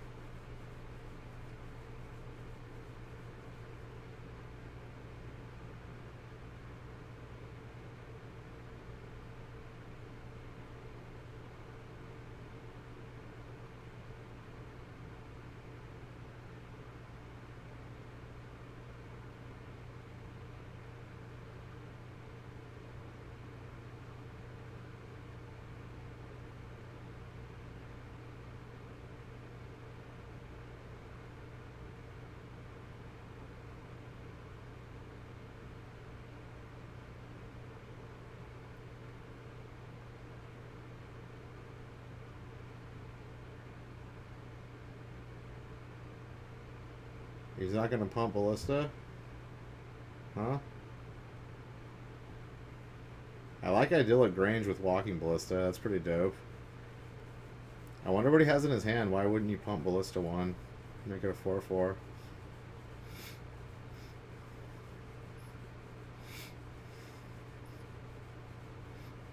If he had made it a 4/4, he could kill him on the next turn. Make it a 5/5, shoot him for 5. Yeah, I wonder why he didn't do that. He better have something else he's doing.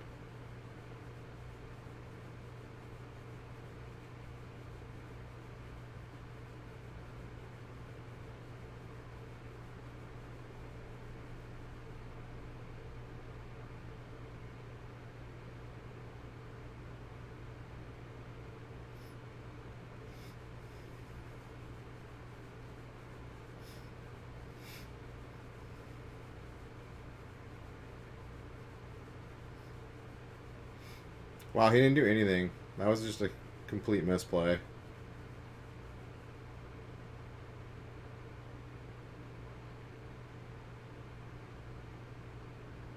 Wait, what just happened?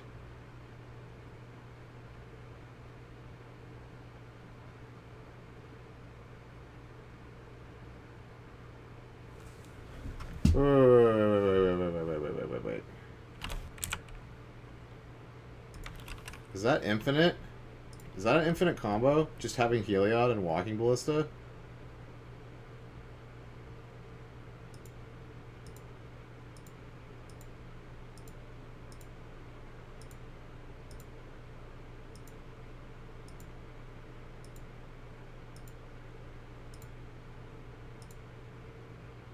Round number 9. What do we got? Mono White Devotion versus Inverter again. I don't mind it so much. What was that? Turn 1 Thraben Inspector? Nice. Card's dope. And turn 1 Thoughtseize. Yeah.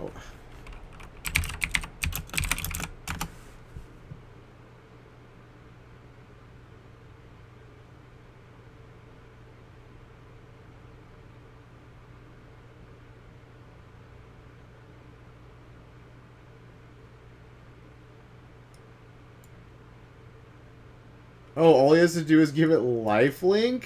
It gives it lifelink and then you shoot someone and it just keeps getting... It's infinite! That's so good! It's a 2-card infinite? That's ridiculous, bro. That's so good. Dude, Heliod might get banned too. Shit. Bro. That's disgusting. It's actually disgusting. I didn't even know that you... I thought you needed like one more card. I thought it was a 3-card combo. It's because he had 5 mana, or he had 6 mana, so you have to have 5 mana to play him and give something lifelink and give your Ballista lifelink.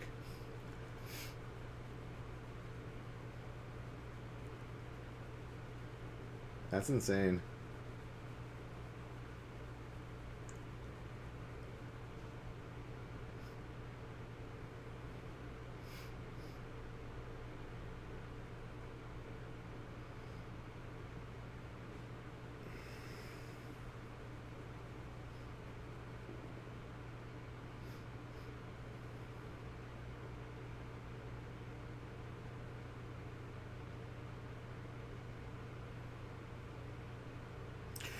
Jameson Purdue.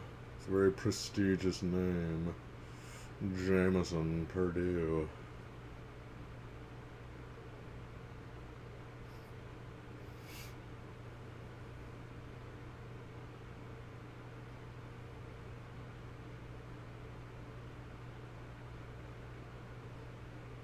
He's just playing Baffling End so he can get Nykthos mana. Alrighty. Yeah, Baffling End seems not good in this matchup. Like, the only thing you can target is Thassa. Or Thassa's whatever. I need to look up what the name of that fucking card is. It's gonna piss me off. Thassa's Oracle. Thassa's flippin' Oracle. There we go. Done.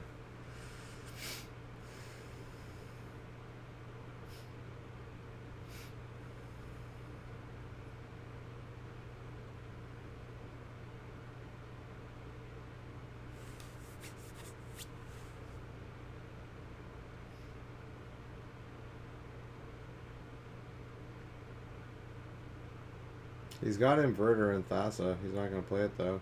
I guess he wants to dig through time first.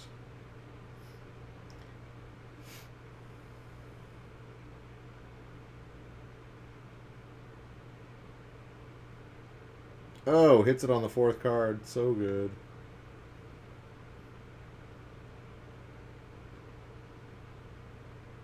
Dude, now he's got Devotion 8.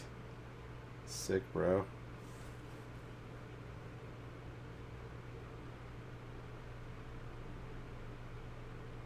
Well, he can't win on his turn. He can't play both Inverter and Thassa.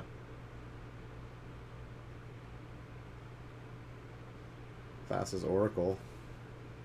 Mm-hmm. Mm-hmm. Mm-hmm.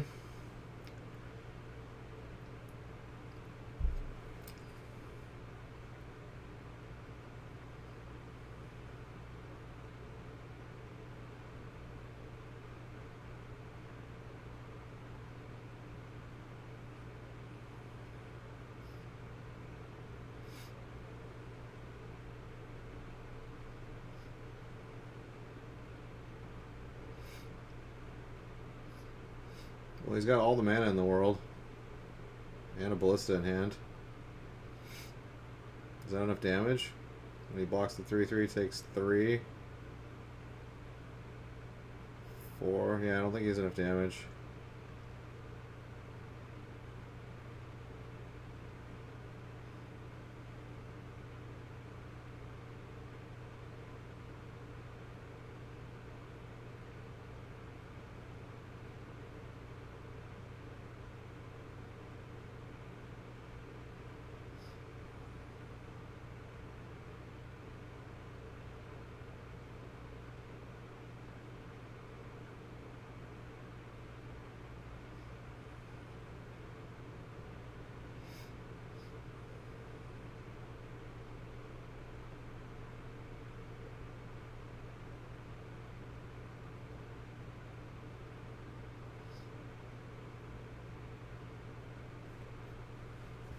That's GG. Sideboard. Double Hero's Downfall, double Legion's End, 1 Cast Down, 1 Doomblade. Stall removal. Mono White's going to bring in, what, 3 Rest in Peace, 1 Ally. That's it.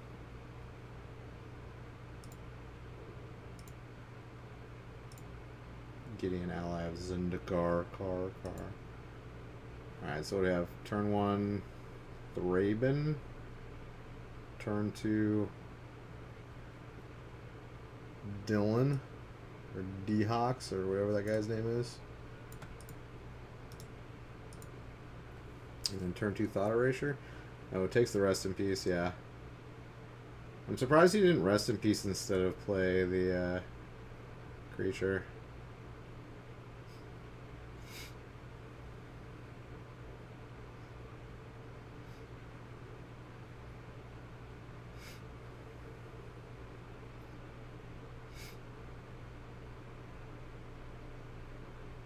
Will that get him for 5?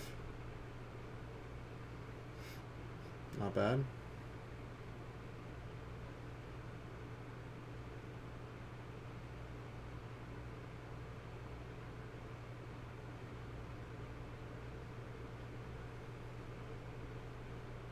Oh, he draws Gideon. Make an emblem.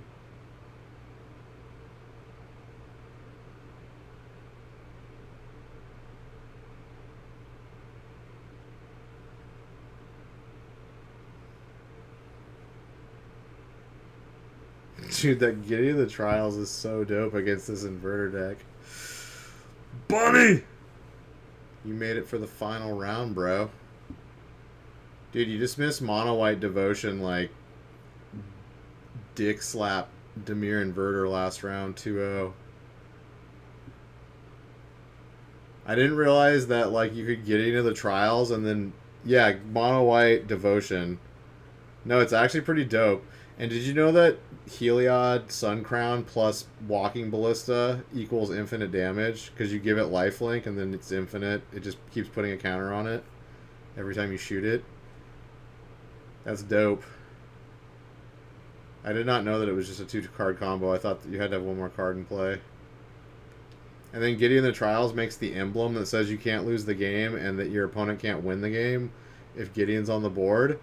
So, like, Dimir Inverter can't do anything about that. They have to, like, remove the Planeswalker or all the Gideons, because it also plays 4-drop Gideon.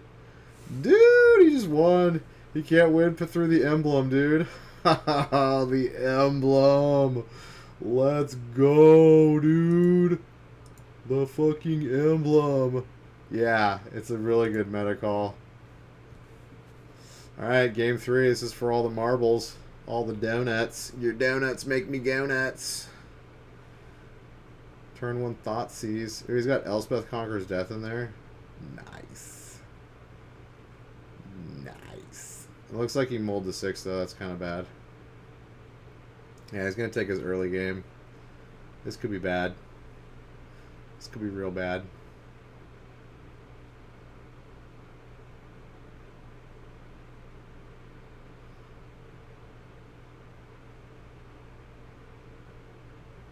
Knight of the White Orchid's so dope on the draw, too. Let's get that fucking 2-for-1. Boom. Oh, and he's drawing land. No. Mono white. No.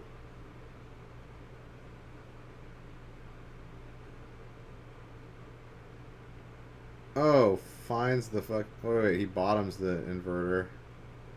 Huh? You what, mate? Oh, he already has an inverter in hand.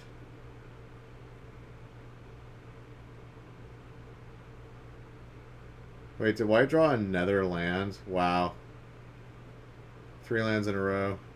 Feels bad. Yeah, I think White's losing this one. Yep. Jace.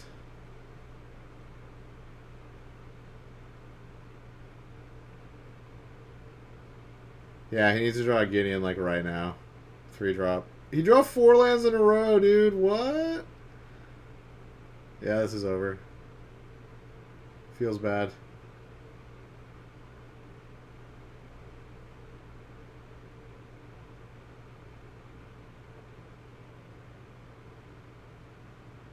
Oh, wait, he can't win. He'll have 0 cards in play. So if he draws a Gideon on his next turn, he can still win. But he's got the Hero's Downfall, so I guess it... Oh, no, he's got 2 Gideons. He'll have 2 Gideons. He has to, like... That's the only card he can draw that'll, like, save him. His 3-drop Gideon.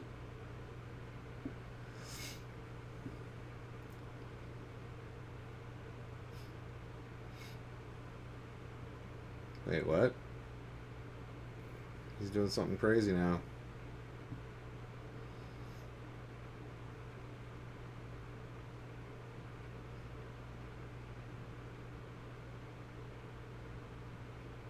He has an inverter in hand, doesn't he? Maybe he doesn't. I thought that card... I think he does. Yeah, that's an inverter right there in the middle, right? Pretty sure.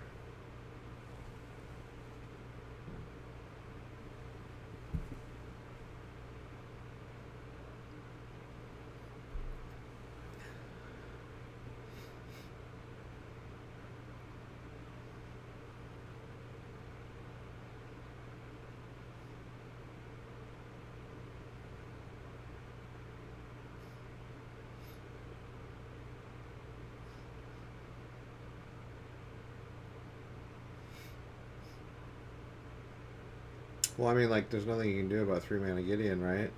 Oh, I guess does he have counter magic in hand?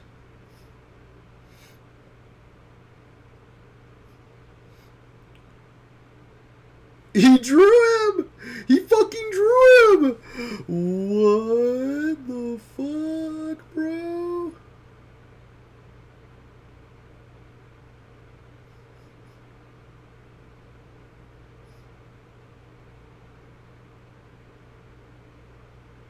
Dude, never didn't have it, buddy. Never didn't have it.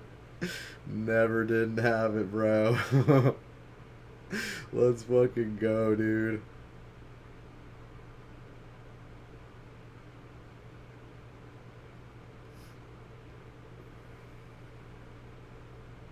Yeah, but now he has a dig through time. I don't know. Demir could still easily win this. He's got multiple ways to get rid of Planeswalkers. But not in that 7 cards.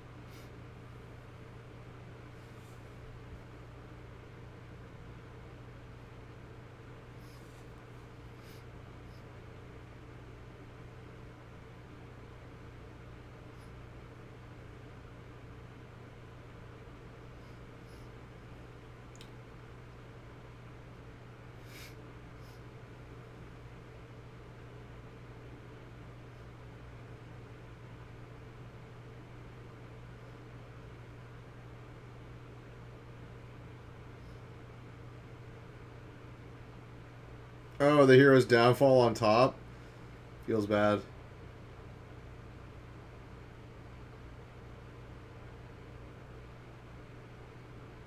Ooh, that Elspeth Conquers Death would have killed Jace. That would have been money. Money shot.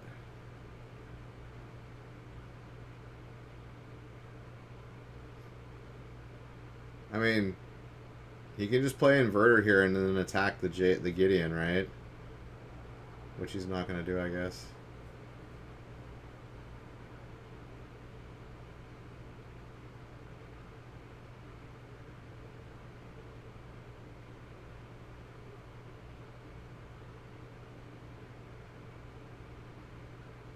Ooh, is that another Gideon?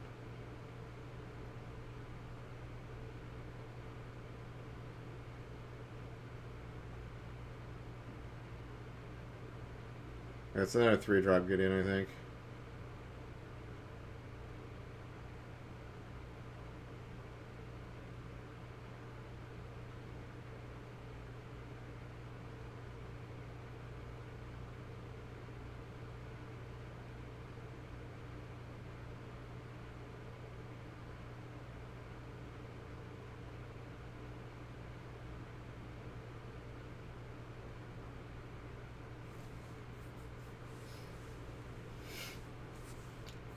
He's going to take that Gideon out of his... I think it's just another 3-drop Gideon, though. Not a big deal.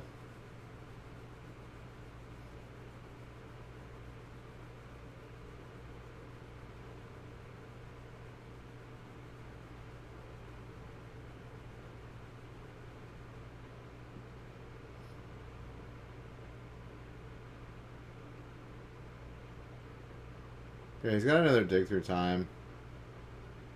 Although that's 2 heroes downfalls gone. Oh no, he had enough to like... Oh, he found another one. It's over, I think. Yeah, it's over. He can Inverter heroes downfall and use Jace. Yeah, it's over. Yeah, if Mono White hadn't drawn so much lands, I think he would have had this game for sure. Unfortunate.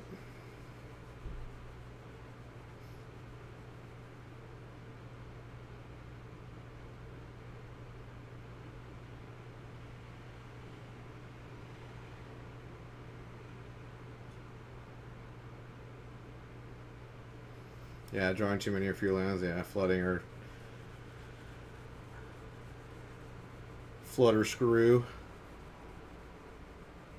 You have the win, bro. This guy gonna take like 10 years. Wait, does he not have a land in hand? Oh wait, never mind. He doesn't have the win.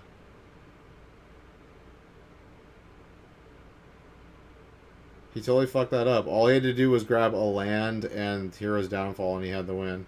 Oh wait, no, he has the win. He has 7 lands. Oh no, he played one at the beginning of turn. Yeah, yeah.